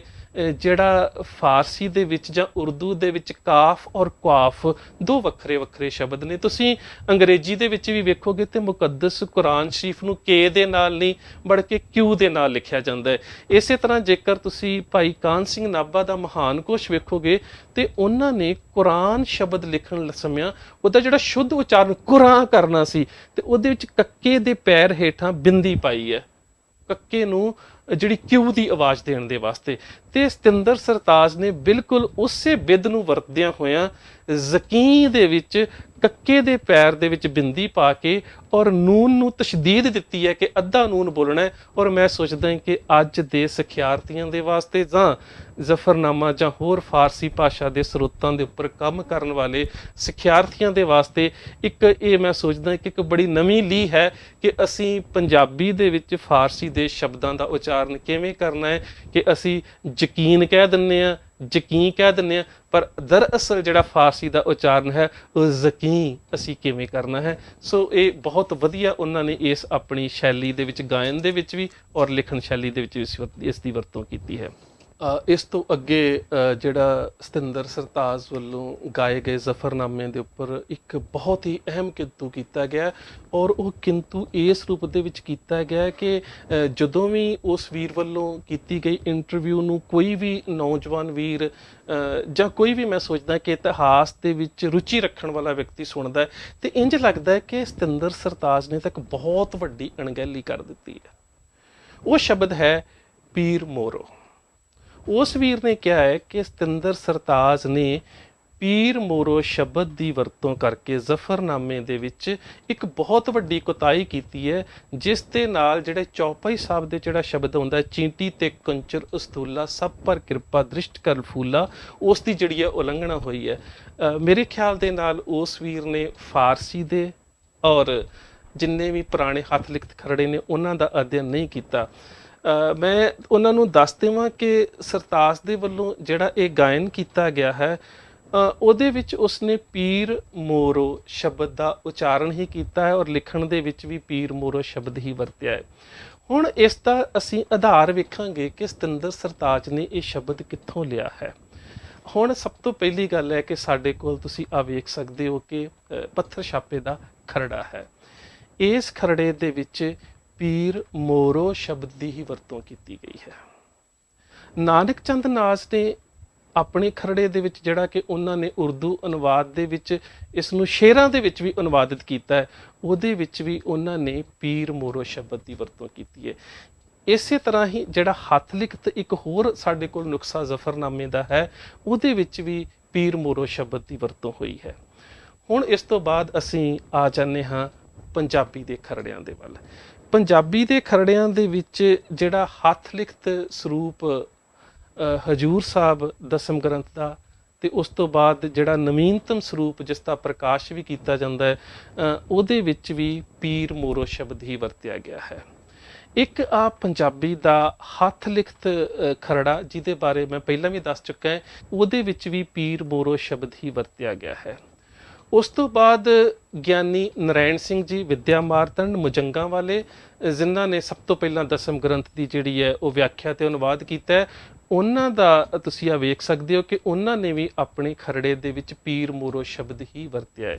ਉਸ ਤੋਂ ਅਸੀਂ ਹੋਰ ਅੱਗੇ ਆ ਜਾਈਏ ਤੇ ਜਿਹੜਾ ਦਸਮ ਗ੍ਰੰਥ ਦਾ ਅਨੁਵਾਦ ਰਤਨ ਸਿੰਘ ਜੱਗੀ ਹੁਣਾਂ ਨੇ ਕੀਤਾ ਹੈ, ਉਹਦੇ ਵਿੱਚ ਵੀ ਉਹਨਾਂ ਨੇ ਪੀਰ ਮੋਰੋ ਸ਼ਬਦ ਹੀ ਵਰਤਿਆ ਹੈ। ਜਿਹੜੇ ਪੰਜਾਬੀ ਦੇ ਨਵੇਂ ਹੋਰ ਖਰੜੇ ਨੇ, ਉਹਨਾਂ ਦੇ ਵਿੱਚ ਸਿੱਖ ਮਿਸ਼ਨਰੀ ਕਾਲਜ ਦਾ ਜਿਹੜਾ ਜ਼ਫਰਨਾਮੇ ਦਾ ਸਟੀਕ ਹੈ, ਉਹਦੇ ਵਿੱਚ ਵੀ ਪੀਰ ਮੋਰੋ ਸ਼ਬਦ ਦੀ ਵਰਤੋਂ ਕੀਤੀ ਗਈ ਹੈ। ਇਸੇ ਤਰ੍ਹਾਂ ਜਿਹੜਾ ਗਿਆਨੀ ਅਮੀਰ ਸਿੰਘ ਹੁਣਾਂ ਵਾਲਾ ਖਰੜਾ ਹੈ, ਉਹਦੇ ਵਿੱਚ ਵੀ ਪੀਰ ਮੋਰੋ ਸ਼ਬਦ ਦੀ ਜਿਹੜੀ ਉਹ ਵਰਤੋਂ ਜਿਹੜੀ ਹੈ ਉਹ ਕੀਤੀ ਗਈ ਹੈ। ਇਸੇ ਤਰ੍ਹਾਂ ਦੇ ਨਾਲ ਜਿੰਨੇ ਸਾਡੇ ਕੋਲ ਇੰਟਰਨੈਟ ਦੇ ਉੱਪਰ ਜਿਹੜੇ ਖਰੜੇ ਮੌਜੂਦ ਨੇ, ਉਹਨਾਂ ਦੇ ਵਿੱਚ ਵੀ ਪੀਰ ਮੋਰੋ ਸ਼ਬਦ ਦੀ ਵਰਤੋਂ ਕੀਤੀ ਗਈ ਹੈ। ਹੁਣ ਇਹ ਜਿਹੜੀ ਅਸਲੀ ਜਿਹੜੀ ਤੁਸੀਂ ਕਹਿ ਸਕਦੇ ਹੋ ਕਿ ਇਬਾਰਤ ਇਸ ਤਰ੍ਹਾਂ ਹੈ ਕਿ ਹਮ ਅਜ਼ ਪੀਰ ਮੋਰੋ ਹਮ ਅਜ਼ ਪੀਲ ਤਨ ਕਿ ਆਜ਼ਿਜ਼ ਨਵਾਜ਼ਸਤ ਗਾਫਲ ਸ਼ਿਕਨ। ਹੁਣ ਇੱਥੇ ਅਹਿਮ ਗੱਲ ਇਹ ਹੈ ਕਿ ਸਤਿੰਦਰ ਸਰਤਾਜ ਨੇ ਇਹ ਸ਼ੇਰ ਇਸੇ ਰੂਪ ਦੇ ਵਿੱਚ ਬੋਲਿਆ ਹੈ ਜਿਸ ਤਰ੍ਹਾਂ ਦੇ ਨਾਲ ਕਿ ਇਹ ਫਾਰਸੀ ਸਰੋਤਾਂ ਦੇ ਵਿੱਚ ਹੈ। ਤੇ ਉਸ ਵੀਰ ਨੇ ਸਤਿੰਦਰ ਸਰਤਾਜ ਦੇ ਉੱਪਰ ਦੋਸ਼ ਆਇਦ ਕਰਨ ਦੇ ਸਮੇਂ ਇਹ ਗੱਲ ਵਰਤੀ ਹੈ ਕਿ ਸਤਿੰਦਰ ਸਰਤਾਜ ਨੇ ਪਰ ਸ਼ਬਦ ਨੂੰ ਪੀਰ ਬੋਲ ਕੇ ਜਿਹੜੀ ਚੌਪਈ ਸਾਹਿਬ ਜਿਹਦੇ ਨਾਲ ਕਿ ਇਹਦੇ ਇੱਕ ਕਹਿ ਸਕਦੇ ਹੋ ਕਿ ਸੰਬੰਧ ਬਣਦਾ ਸੀ ਕਿ ਜ਼ਫਰਨਾਮਾ ਔਰ ਚੌਪਈ ਸਾਹਿਬ ਗੁਰੂ ਸਾਹਿਬ ਦੀ ਰਚਨਾ ਹੈ, ਉਹਦੀ ਬਹੁਤ ਵੱਡੀ ਬੇਅਦਬੀ ਕੀਤੀ ਹੈ। ਉਸ ਵੀਰ ਨੂੰ ਸ਼ਾਇਦ ਇਹ ਨਹੀਂ ਪਤਾ ਕਿ ਜਿੰਨੀਆਂ ਵੀ ਸਾਡੇ ਕੋਲ ਦਸਮ ਦੀਆਂ ਪੁਰਾਤਨ ਬੀੜਾਂ ਨੇ, ਜਿੰਨੇ ਵੀ ਸਾਡੇ ਕੋਲ ਜ਼ਫਰਨਾਮੇ ਦੇ ਖਰੜੇ ਨੇ, ਉਹਨਾਂ ਸਾਰਿਆਂ ਦੇ ਵਿੱਚ ਪੀਰ ਮੋਰੋ ਸ਼ਬਦ ਦੀ ਵਰਤੋਂ ਹੀ ਕੀਤੀ ਗਈ ਹੈ। ਔਰ ਪਰ ਮੋਰੋ ਸ਼ਬਦ ਜਿਹੜਾ ਇਹ ਅਸ਼ੁੱਧੀ ਹੈ ਜਿਹੜੀ ਕਿ ਸਭ ਤੋਂ ਪਹਿਲਾਂ ਪਿਆਰਾ ਸਿੰਘ ਪਦਮ ਨੇ ਵਰਤੀ ਆਪਣੇ ਖਰੜੇ ਦੇ ਵਿੱਚ। ਸੋ ਮੈਂ ਬਾਰ-ਬਾਰ ਇਹ ਬੇਨਤੀ ਕਰ ਰਿਹਾ ਕਿ ਉਸ ਵੀਰ ਨੇ ਸਿਰਫ ਪਿਆਰਾ ਸਿੰਘ ਪਦਮ ਦੇ ਉਸ ਖਰੜੇ ਨੂੰ ਆਧਾਰ ਬਣਾਇਆ ਜਿਹਦੇ ਵਿੱਚ ਬਹੁਤ ਸਾਰੀਆਂ ਅਸ਼ੁੱਧੀਆਂ ਨੇ, ਔਰ ਇੰਨੀਆਂ ਅਸ਼ੁੱਧੀਆਂ ਵਾਲੇ ਜਾਂ ਤਰੁੱਟੀਆਂ ਵਾਲੇ ਖਰੜੇ ਨੂੰ ਆਧਾਰ ਬਣਾ ਕੇ ਤੁਸੀਂ ਸ਼ੁੱਧ ਖਰੜਿਆਂ ਦਾ ਖੰਡਨ ਨਹੀਂ ਕਰ ਸਕਦੇ। ਸੋ ਜਿਹੜਾ ਸਤਿੰਦਰ ਸਰਤਾਜ ਨੇ ਪੀਰ ਮੋਰੋ ਸ਼ਬਦ ਉਚਾਰਿਆ ਹੈ ਤੇ ਜਿਹੜਾ ਲਿਖਿਆ ਹੈ, ਉਹ ਬਿਲਕੁਲ ਜਿੰਨੇ ਵੀ ਸਾਡੇ ਕੋਲ ਮੈਂ ਪਹਿਲਾਂ ਵੀ ਬੇਨਤੀ ਕੀਤੀ ਸੀ ਕਿ 21 ਜਿਹੜੇ ਖਰੜੇ ਮੇਰੀ ਲਾਇਬ੍ਰੇਰੀ ਦੇ ਵਿੱਚ ਮੌਜੂਦ ਨੇ, ਉਹਨਾਂ ਸਾਰਿਆਂ ਦੇ ਵਿੱਚ ਇੱਕ ਪਿਆਰਾ ਸਿੰਘ ਪਦਮ ਵਾਲਾ ਖਰੜਾ ਛੱਡ ਕੇ ਸਾਰਿਆਂ ਦੇ ਵਿੱਚ ਜਿਹੜੇ ਉਹ ਉਚਾਰਨ ਤੇ ਉਹਦੀ ਜਿਹੜੀ ਲਿਖਤ ਹੈ ਉਹ ਪੀਰ ਮੋਰੋ ਹੀ ਹੈ। ਤੇ ਜਿਹੜੇ ਅਰਥ ਨੇ ਉਹ ਦੋ ਰੂਪਾਂ ਦੇ ਵਿੱਚ ਨੇ। ਉਹ ਇਸ ਤਰ੍ਹਾਂ ਹੈ ਕਿ ਮੋਰੋ ਕੀੜੀ ਦੇ ਵਾਸਤੇ ਸ਼ਬਦ ਵਰਤਿਆ ਜਾਂਦਾ ਹੈ ਤੇ ਜਿਹੜਾ ਪੀਰ ਸ਼ਬਦ ਹੈ ਇਹਦੇ ਕਈ ਅਰਥ ਨੇ। ਭਾਵੇਂ ਕਿ ਉਸ ਵੀਰ ਨੇ ਕਿਹਾ ਕਿ ਪੀਰ ਸ਼ਬਦ ਉੱਚੇ ਦੇ ਵਾਸਤੇ ਜਾਂ ਇਸ ਤਰ੍ਹਾਂ ਵਰਤਿਆ ਜਾਂਦਾ, ਇਸ ਕਰਕੇ ਇੱਥੇ ਵਰਤੋਂ ਨਹੀਂ ਹੋਣੀ ਚਾਹੀਦੀ ਸੀ, ਪਰ ਪੀਰ ਸ਼ਬਦ ਬੁੱਢੇ ਦੇ ਵਾਸਤੇ ਵੀ ਵਰਤਿਆ ਜਾਂਦਾ ਹੈ। ਹੁਣ ਇਹਦੇ ਸਾਡੇ ਜਿਸ ਤਰ੍ਹਾਂ ਕਿ ਆ ਤੁਸੀਂ ਖਰੜਾ ਵੇਖ ਸਕਦੇ ਹੋ, ਜਿਹੜਾ ਆਪਣਾ ਪੰਡਿਤ ਨਰਾਇਣ ਸਿੰਘ ਹੁਣਾਂ ਦਾ ਜਿਹੜੇ ਵਿਦਿਆ ਮਾਰਤੰਡ ਸੀ ਮੁਜੰਗਾਂ ਵਾਲੇ, ਉਹਨਾਂ ਨੇ ਆਪਣੇ ਖਰੜੇ ਦੇ ਵਿੱਚ ਪੀਰ ਔਰ ਅਜ਼ ਮੋਰੋ ਸ਼ਬਦ ਜਿਹੜਾ ਹੈ ਉਹਨੂੰ ਦੋ ਰੂਪਾਂ 'ਚ ਰੱਖਿਆ ਕਿ ਉਹਨਾਂ ਨੇ ਪੀਰ ਸ਼ਬਦ ਜਿਹੜਾ ਉਹ ਵਰਤਿਆ ਹੈ ਕਿ ਜਵਾਨੀ ਤੋਂ ਬੁਢਾਪੇ ਤੱਕ ਤੇ ਕੀੜੀ ਤੋਂ ਹਾਥੀ ਤੱਕ ਉਹ ਪਰਮਾਤਮਾ ਜਿਹੜਾ ਉਹ ਰੱਖਿਆ ਕਰਦਾ ਹੈ। ਦੂਜੇ ਬੰਦੇ ਜਿਹੜੇ ਨਵੀਨਤਮ ਖਰੜੇ ਨੇ, ਉਹਨਾਂ ਦੇ ਵਿੱਚ ਪੀਰ ਮੋਰੋ ਸ਼ਬਦ ਨੂੰ ਇਸ ਤਰ੍ਹਾਂ ਦੇ ਨਾਲ ਅਨੁਵਾਦਿਤ ਕੀਤਾ ਗਿਆ ਕਿ ਬੁੱਢੀ ਕੀੜੀ, ਭਾਵ ਕਿ ਕੀੜੀ ਦੀ ਵੀ ਇੱਕ ਬੜੀ ਮਾੜੀ ਅਵਸਥਾ ਕਿ ਬੁੱਢੀ ਕੀੜੀ ਤੋਂ ਲੈ ਕੇ, ਪੀਰ ਦਾ ਅਰਥ ਬੁੱਢਾ ਵੀ ਹੁੰਦਾ ਹੈ ਕਿ ਬੁੱਢੀ ਕੀੜੀ ਤੋਂ ਲੈ ਕੇ ਹਾਥੀ ਤੱਕ ਜਿਹੜਾ ਉਹ ਪਰਮਾਤਮਾ ਉਹ ਰੱਖਿਆ ਕਰਦਾ ਹੈ। ਇਸੇ ਤਰ੍ਹਾਂ ਫੀਲਤਨ ਸ਼ਬਦ ਜਿਹੜਾ ਹੈ ਉਹ ਜੇ ਤੁਸੀਂ ਵੇਖੋ ਕਿ ਆ ਜਿਹੜਾ ਭਾਈ ਮਨੀ ਸਿੰਘ ਹੁਣਾਂ ਦੇ ਉਤਾਰਿਆ ਜਿਹੜੀ ਲਿਖਤ ਦਾ ਉਤਾਰਾ ਹੈ ਉਹਦੇ ਵਿੱਚ ਫੀਰਤਨ ਸ਼ਬਦ ਦੀ ਵਰਤੋਂ ਹੋਈ ਹੈ। ਪਰ ਜਿੰਨੇ ਵੀ ਸਾਡੇ ਕੋਲ ਫਾਰਸੀ ਦੇ ਮੂਲ ਸਰੋਤ ਨੇ ਜਿਹੜੇ ਤੁਸੀਂ ਵੇਖ ਸਕਦੇ ਹੋ ਕਿ ਆ ਨਾਨਕ ਚੰਦ ਨਾਜ਼ ਹੁਣਾਂ ਵਾਲਾ ਉਹਦੇ ਵਿੱਚ ਵੀ ਪੀਲਤਨ, ਉਸ ਤੋਂ ਬਾਅਦ ਜਿਹੜਾ ਆ ਫਾਰਸੀ ਦਾ ਪੱਥਰ ਛਾਪੇ ਵਾਲਾ ਖਰੜਾ ਹੈ ਉਹਦੇ ਵਿੱਚ ਵੀ ਪੀਲਤਨ, ਜਿਹੜਾ ਰਤਨ ਸਿੰਘ ਜੱਗੀ ਹੋਣਾ ਵਾਲਾ ਖਰੜਾ ਹੈ ਉਹਦੇ ਵਿੱਚ ਵੀ ਪੀਲਤਨ, ਇਸੇ ਤਰ੍ਹਾਂ ਨਰੈਣ ਸਿੰਘ ਹੋਣਾ ਵਾਲੇ ਖਰੜੇ ਦੇ ਵਿੱਚ ਵੀ ਪੀਲਤਨ, ਇਹ ਸਾਰੇ ਖਰੜਿਆਂ ਦੇ ਵਿੱਚ ਪੀਲਤਨ ਸ਼ਬਦ ਦੀ ਵਰਤੋਂ ਹੋਈ ਹੈ ਤੇ ਕੁਝ ਇੱਕ ਖਰੜਿਆਂ ਦੇ ਵਿੱਚ ਫੀਲਤਨ ਸ਼ਬਦ ਦੀ ਵਰਤੋਂ ਹੋਈ ਹੈ। ਪਰ ਅਰਥਾਂ ਦੇ ਅਨਰਥ ਜਿਹੜੇ ਨੇ ਉਹ ਕਿਸੇ ਵੀ ਖਰੜੇ ਦੇ ਵਿੱਚ ਨਹੀਂ ਹੋਏ। ਜੇ ਸਭ ਤੋਂ ਵੱਧ ਅਸ਼ੁੱਧੀ ਹੈ ਤਾਂ ਉਹ ਪਿਆਰਾ ਸਿੰਘ ਪਦਮ ਵਾਲੇ ਖਰੜੇ ਦੇ ਵਿੱਚ ਹੈ। ਤੇ ਮੈਂ ਇਸ ਗੱਲ ਨੂੰ ਫਿਰ ਦੁਹਰਾ ਰਿਹਾ ਕਿ ਉਸ ਵੀਰ ਨੇ ਪਿਆਰਾ ਸਿੰਘ ਪਦਮ ਦੇ ਖਰੜੇ ਨੂੰ ਆਧਾਰ ਬਣਾ ਕੇ ਜਿਹੜੇ ਬਹੁਤ ਹੀ ਕੀਮਤੀ ਹੱਥ ਲਿਖਤ ਖਰੜੇ ਸੀ ਉਹਨਾਂ ਨੂੰ ਜਿਹੜਾ ਨਜ਼ਰ ਅੰਦਾਜ਼ ਕੀਤਾ ਹੈ ਉਹ ਮੇਰੇ ਖਿਆਲ ਦੇ ਨਾਲ ਇੱਕ ਬਹੁਤ ਵੱਡੀ ਉਹਨਾਂ ਦੀ ਉਸ ਕਹਿ ਸਕਦੇ ਹਾਂ ਕਿ ਗੋਸ਼ਟ ਦੇ ਵਿੱਚ ਇੱਕ ਤਰੁੱਟੀ ਰਹਿ ਗਈ ਹੈ। ਮੈਂ ਫਿਰ ਕਹਿੰਦਾ ਕਿ ਜ਼ਫਰਨਾਮਾ ਜੇਕਰ ਸਤਿੰਦਰ ਸਰਤਾਜ ਨੇ ਗਾਇਆ ਹੈ ਤਾਂ ਜੇਕਰ ਉਹਦੇ ਵਿੱਚ ਤਰੁੱਟੀਆਂ ਨੇ, ਅਸ਼ੁੱਧੀਆਂ ਨੇ ਤਾਂ ਉਸ ਦੀ ਆਲੋਚਨਾ ਜ਼ਰੂਰੀ ਹੈ, ਮੇਰਾ ਵੀ ਫਰਜ਼ ਬਣਦਾ ਹੈ। ਪਰ ਜੇਕਰ ਸਤਿੰਦਰ ਸਰਤਾਜ ਦਾ ਗਾਇਆ ਹੋਇਆ ਜਾਂ ਲਿਖਿਆ ਹੋਇਆ ਜ਼ਫਰਨਾਮਾ ਜਿਹੜਾ ਉਸਨਾਂ ਨੇ ਪੇਸ਼ ਕੀਤਾ ਹੈ, ਜੇਕਰ ਉਹ ਪੁਰਾਤਨ ਸਰੋਤਾਂ ਦੇ ਸਾਡੇ ਦਸਮ ਗ੍ਰੰਥ ਦੇ ਖਰੜਿਆਂ ਦੇ ਔਰ ਜਿੰਨੇ ਵੀ ਸੰਪਰਦਾਵਾਂ ਦੇ ਵਿੱਚ ਵਰਤੇ ਜਾਂਦੇ ਜ਼ਫਰਨਾਮੇ ਦੇ ਖਰੜੇ ਨੇ ਉਹਨਾਂ ਦੇ ਅਨੁਕੂਲ ਹੈ ਤਾਂ ਅਸੀਂ ਇੱਕ ਖਰੜੇ ਨੂੰ ਆਧਾਰ ਬਣਾ ਕੇ ਇਹ ਜਿਹੜੀਆਂ ਸਾਡੀਆਂ ਸੰਪਰਦਾਵਾਂ ਨੇ, ਜਿਹੜੀਆਂ ਉਹਨਾਂ ਦੀਆਂ ਵਿਆਖਿਆ ਪ੍ਰਣਾਲੀਆਂ ਨੇ, ਉਹਨਾਂ ਦੇ ਉੱਪਰ ਇਸ ਰੂਪ 'ਚ ਕਿੰਤੂ ਨਹੀਂ ਕਰ ਸਕਦੇ। ਕਿਉਂਕਿ ਮੇਰੇ ਖਿਆਲ ਦੇ ਨਾਲ ਰਤਨ ਸਿੰਘ ਜੱਗੀ ਹੋਣਾ ਤੋਂ ਪਹਿਲਾਂ ਸਾਰੀਆਂ ਸੰਪਰਦਾਵਾਂ ਦੇ ਵਿੱਚ ਦਸਮ ਗ੍ਰੰਥ ਦਾ ਜਿਹੜਾ ਅਨੁਵਾਦ ਸੀ ਉਹ ਨਰੈਣ ਸਿੰਘ ਮੁਜੰਗਾ ਵਾਲਿਆਂ ਦਾ ਹੀ ਜਿਹੜਾ ਸੀ ਉਹ ਕਰਵਾਇਆ ਜਾਂਦਾ ਸੀ, ਉਹਨਾਂ ਦੀ ਵਿਆਖਿਆ ਨੂੰ ਹੀ ਪ੍ਰਮਾਣਿਤ ਮੰਨਿਆ ਜਾਂਦਾ ਸੀ। ਔਰ ਉਹਦੇ ਵਿੱਚ ਵੀ ਪੀਰ ਮੋਰੋ ਸ਼ਬਦੀ ਹੈ, ਅਸ਼ੁੱਧੀ ਜਿਹੜੀ ਹੈ ਇਸ ਵੀਰ ਵੱਲੋਂ ਵਰਤੇ ਖਰੜੇ ਦੇ ਵਿੱਚ ਹੈ, ਨਾ ਕਿ ਪੁਰਾਤਨ ਖਰੜਿਆਂ ਦੇ ਵਿੱਚ। ਇਸੇ ਤਰ੍ਹਾਂ ਹੀ ਸਤਿੰਦਰ ਸਰਤਾਜ ਦੇ ਵੱਲੋਂ ਜਦੋਂ ਆਪਣੇ ਗਾਇਨ ਦੇ ਵਿੱਚ ਤੇ ਲਿਖਤ ਦੇ ਵਿੱਚ ਜ਼ਫਰਨਾਮੇ ਦੇ ਇੱਕ ਸ਼ੇਰ ਨੂੰ ਉਚਾਰਨ ਕੀਤਾ ਗਿਆ ਕਿ ਖੁਸ਼ ਗੁਫਤ ਫਿਰਦੋਸੀਏ ਖੁਸ਼ ਜ਼ੁਬਾਂ ਸ਼ਤਾਬੀ ਬਵਦ ਕਾਰੇ ਆਹਰ ਮਨਾ। ਹੁਣ ਉਹਦੇ ਵਿੱਚ ਉਹਨਾਂ ਨੇ ਬਹੁਤ ਵੱਡਾ ਇਹ ਕਿੰਤੂ ਕੀਤਾ ਕਿ ਸਤਿੰਦਰ ਸਰਤਾਜ ਨੇ ਆਹਰ ਮਨਾ ਦੀ ਜਗ੍ਹਾ ਤੇ ਆਹਰ ਮਨਾਨ ਸ਼ਬਦ ਦੀ ਵਰਤੋਂ ਕੀਤੀ ਹੈ। ਉਹ ਮੈਂ ਫਿਰ ਬੇਨਤੀ ਕਰ ਦੇਵਾਂ ਕਿ ਉਹਨਾਂ ਨੇ ਸ਼ਾਇਦ ਕੇਵਲ ਤੇ ਕੇਵਲ ਜਿਹੜੇ ਖਰੜੇ ਨੂੰ ਆਧਾਰ ਬਣਾਇਆ ਹੈ ਇਹ ਉਸ ਦੀ ਤਰੁੱਟੀ ਹੈ। ਹੁਣ ਮੈਂ ਤੁਹਾਡੇ ਸਾਹਮਣੇ ਸਭ ਤੋਂ ਪਹਿਲਾਂ ਤਾਂ ਇਹ ਜਿਹੜਾ ਨਾਨਕ ਚੰਦ ਨਾਜ਼ ਵਾਲਾ ਜਿਹੜਾ ਖਰੜਾ ਹੈ ਇਹਨੂੰ ਰੱਖਣਾ ਚਾਹੁੰਦਾ ਕਿ ਇਹਦੇ ਵਿੱਚ ਆਹਰ ਮਨਾਨ ਸ਼ਬਦ ਹੀ ਹੈ, ਨੂਨ ਦੇ ਨਾਲ ਆਹਰ ਮਨਾਨ। ਇਸੇ ਤਰ੍ਹਾਂ ਜਿਹੜਾ ਪੱਥਰ ਛਾਪੇ ਦਾ ਫਾਰਸੀ ਵਾਲਾ ਖਰੜਾ ਹੈ ਉਹਦੇ ਵਿੱਚ ਵੀ ਆਹਰ ਮਨਾਨ ਸ਼ਬਦ ਵਰਤਿਆ ਗਿਆ, ਭਾਵ ਕਿ ਇਹਨਾਂ ਦੋ ਖਰੜਿਆਂ ਦੇ ਵਿੱਚ ਨੂਨ ਦੇ ਨਾਲ ਹੀ ਵਰਤਿਆ ਗਿਆ। ਇਹ ਗੱਲ ਵੱਖਰੀ ਹੈ ਕਿ ਇੱਕ ਥਾਂ ਤੇ ਅੱਧਾ ਨੂਨ ਵਰਤਿਆ ਗਿਆ ਔਰ ਇੱਕ ਥਾਂ ਤੇ ਪੂਰਾ ਨੂਨ ਵਰਤਿਆ ਗਿਆ। ਹੁਣ ਇਸ ਸਾਰੇ ਦਾ ਨਖੇੜਾ ਕਰਨ ਦੇ ਵਾਸਤੇ ਅਸੀਂ ਹੋਰ ਅੱਗੇ ਜਾਂਦੇ ਹਾਂ, ਉਹ ਹੈ ਡਾਕਟਰ ਗੁਰਦੇਵ ਸਿੰਘ ਪੰਦੇਹਲ ਦਾ ਜਿਹੜਾ ਅਨੁਵਾਦਿਤ ਜ਼ਫਰਨਾਮੇ ਦਾ ਖਰੜਾ ਹੈ, ਜਿਹੜਾ ਕਿ ਮੈਨੂੰ ਫਾਰਸੀ ਔਰ ਪੰਜਾਬੀ ਦੇ ਅਨੁਵਾਦ ਦੇ ਉਚਾਰਨ ਔਰ ਅਰਥ ਭਾਵ ਤੋਂ ਕਾਫੀ ਵਧੀਆ ਲੱਗਦਾ ਹੈ। ਹੁਣ ਜਦੋਂ ਤੁਸੀਂ ਉਸ ਖਰੜੇ ਦੇ ਵਿੱਚ ਵੇਖੋਗੇ ਤਾਂ ਉਹਨਾਂ ਨੇ ਆਹਰ ਮਨਾ ਦੇ ਵਿੱਚ ਨੂਨ ਸ਼ਬਦ ਜਿਹੜਾ ਉਹ ਅੱਧਾ ਵਰਤਿਆ। ਜਿਹੜੇ ਸਾਡੇ ਪੰਜਾਬੀ ਗੁਰਮੁਖੀ ਦੇ ਖਰੜੇ ਨੇ ਉਹਨਾਂ ਦੇ ਵਿੱਚ ਇਹ ਸ਼ਬਦ ਜਿਹੜਾ ਹੈ ਉਹ ਐੜੇ ਨੂੰ ਕੰਨੇ ਦੇ ਨਾਲ ਵੀ ਹੈ, ਹਾਹੇ ਨੂੰ ਸਿਹਾਰੀ ਦੇ ਨਾਲ ਵੀ ਹੈ, ਹਾਹਾ ਮੁਕਤਾ ਦੇ ਨਾਲ ਹੀ ਵੀ ਹੈ। ਇਸੇ ਤਰ੍ਹਾਂ ਮਨਾ ਸ਼ਬਦ ਜਿਹੜਾ ਹੈ ਉਹ ਮੰਮਾ ਔਰ ਨੰਨੇ ਨੂੰ ਕੰਨਾ ਵੀ ਹੈ ਔਰ ਮੰਮਾ ਔਰ ਨੰਨੇ ਨੂੰ ਕੰਨਾ ਔਰ ਉੱਪਰ ਬਿੰਦੀ ਵੀ ਹੈ। ਸੋ ਆਹਰ ਮਨਾ ਤੇ ਆਹਰ ਮਨਾ ਇਹ ਜਿਹੜਾ ਸ਼ਬਦ ਸਾਡੇ ਪੰਜਾਬੀ ਖਰੜਿਆਂ ਦੇ ਵਿੱਚ ਮਿਲਦਾ ਹੈ, ਇਹ ਤੁਸੀਂ ਵੇਖ ਸਕਦੇ ਹੋ ਕਿ ਆ ਜਿਹੜੀ ਪੰਜਾਬੀ ਦੀ ਹੱਥ ਲਿਖਤ ਖਰੜੇ ਦੀ ਹੈ ਉਹਦੇ ਵਿੱਚ ਮਨਾ ਸ਼ਬਦ ਹੈ। ਇਸ ਤਰ੍ਹਾਂ ਇਹ ਸਾਡੇ ਪੰਜਾਬੀ ਖਰੜਿਆਂ 'ਚ ਮਿਲਦਾ ਹੈ। ਹੁਣ ਅਸੀਂ ਵੇਖਣਾ ਹੈ ਕਿ ਸਤਿੰਦਰ ਸਰਤਾਜ ਨੇ ਆਪਣੀ ਲਿਖਤ ਦੇ ਵਿੱਚ ਮਨਾਨ ਸ਼ਬਦ ਦੀ ਵਰਤੋਂ ਕੀਤੀ ਹੈ, ਜਿਹੜਾ ਕਿ ਉਸ ਵੀਰ ਵੱਲੋਂ ਕਿਹਾ ਗਿਆ ਕਿ ਬਹੁਤ ਵੱਡੀ ਤਰੁੱਟੀ ਹੈ। ਬਿਲਕੁਲ ਤਰੁੱਟੀ ਨਹੀਂ ਹੈ। ਮੈਂ ਫਿਰ ਬੇਨਤੀ ਕਰ ਦੇਵਾਂ ਕਿ ਜਦੋਂ ਅਸੀਂ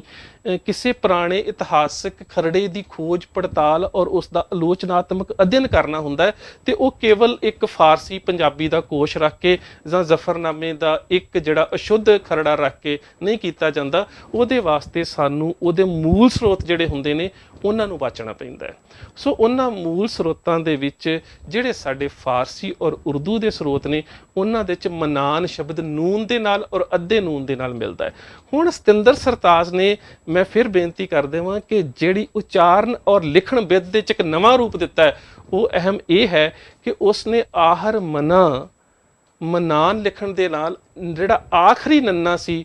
ਉਸ ਦੇ ਹੇਠ ਜਿਹੜੀ ਸੀ ਉਸਨੇ ਤਸਗੀਰ ਕਰ ਦਿੱਤੀ ਹੈ ਕਿ ਤਸ਼ਦੀਦ ਦਿੰਦਿਆਂ ਹੋਇਆਂ ਉਸ ਦਾ ਅੱਧਾ ਉਚਾਰਨ ਕਰ ਦਿੱਤਾ ਹੈ ਕਿ ਆਹਰ ਮਨਾ ਉਚਾਰਿਆ ਜਾਵੇ। ਔਰ ਮੈਂ ਸੋਚਦਾ ਹਾਂ ਕਿ ਉਚਾਰਨ ਵਿਦ ਦੇ ਵਿੱਚ ਉਸਨੇ ਇੱਕ ਬਹੁਤ ਵਧੀਆ ਕਾਰਜ ਕੀਤਾ ਹੈ ਕਿ ਜਿਹੜੇ ਸਾਡੇ ਸਿਖਿਆਰਥੀ ਜਾਂ ਅਗਲੇ ਨੌਜਵਾਨ ਵੀਰਾਂ ਨੇ ਗੁਰਮੁਖੀ ਦੇ ਵਿੱਚ ਜ਼ਫਰਨਾਮਾ ਪੜ੍ਹਦਿਆਂ ਹੋਇਆਂ ਉਹਦਾ ਉਚਾਰਨ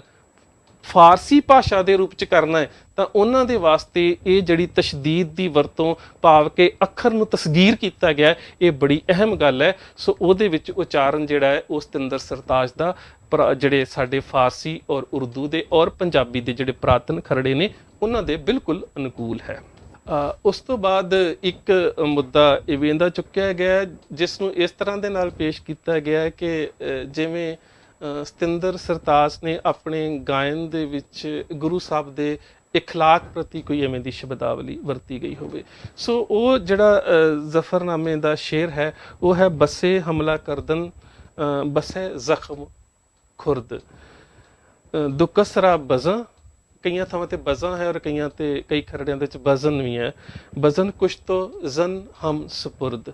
ਹੁਣ ਇਹ ਇੱਥੇ ਸ਼ਬਦ ਉਹਨਾਂ ਨੇ ਕਿਹਾ ਹੈ ਕਿ ਸਤਿੰਦਰ ਸਰਤਾਜ ਨੇ ਇੱਥੇ ਜ਼ਨ ਹਮ ਸਪੁਰਦ ਕਿਹਾ ਹੈ ਤੇ ਜਿਹੜਾ ਜਨ ਸ਼ਬਦ ਹੈ ਫਾਰਸੀ ਦੇ ਵਿੱਚ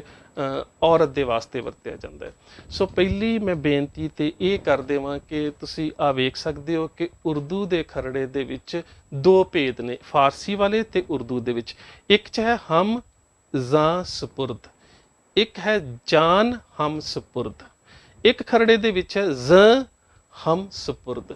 ਸੋ ਇਹਦੇ ਵਿੱਚ ਜਦੋਂ ਮੈਂ ਸਤਿੰਦਰ ਸਰਤਾਜ ਨੂੰ ਇਸ ਤਰੁੱਟੀ ਵੱਲ ਧਿਆਨ ਦਿਵਾਇਆ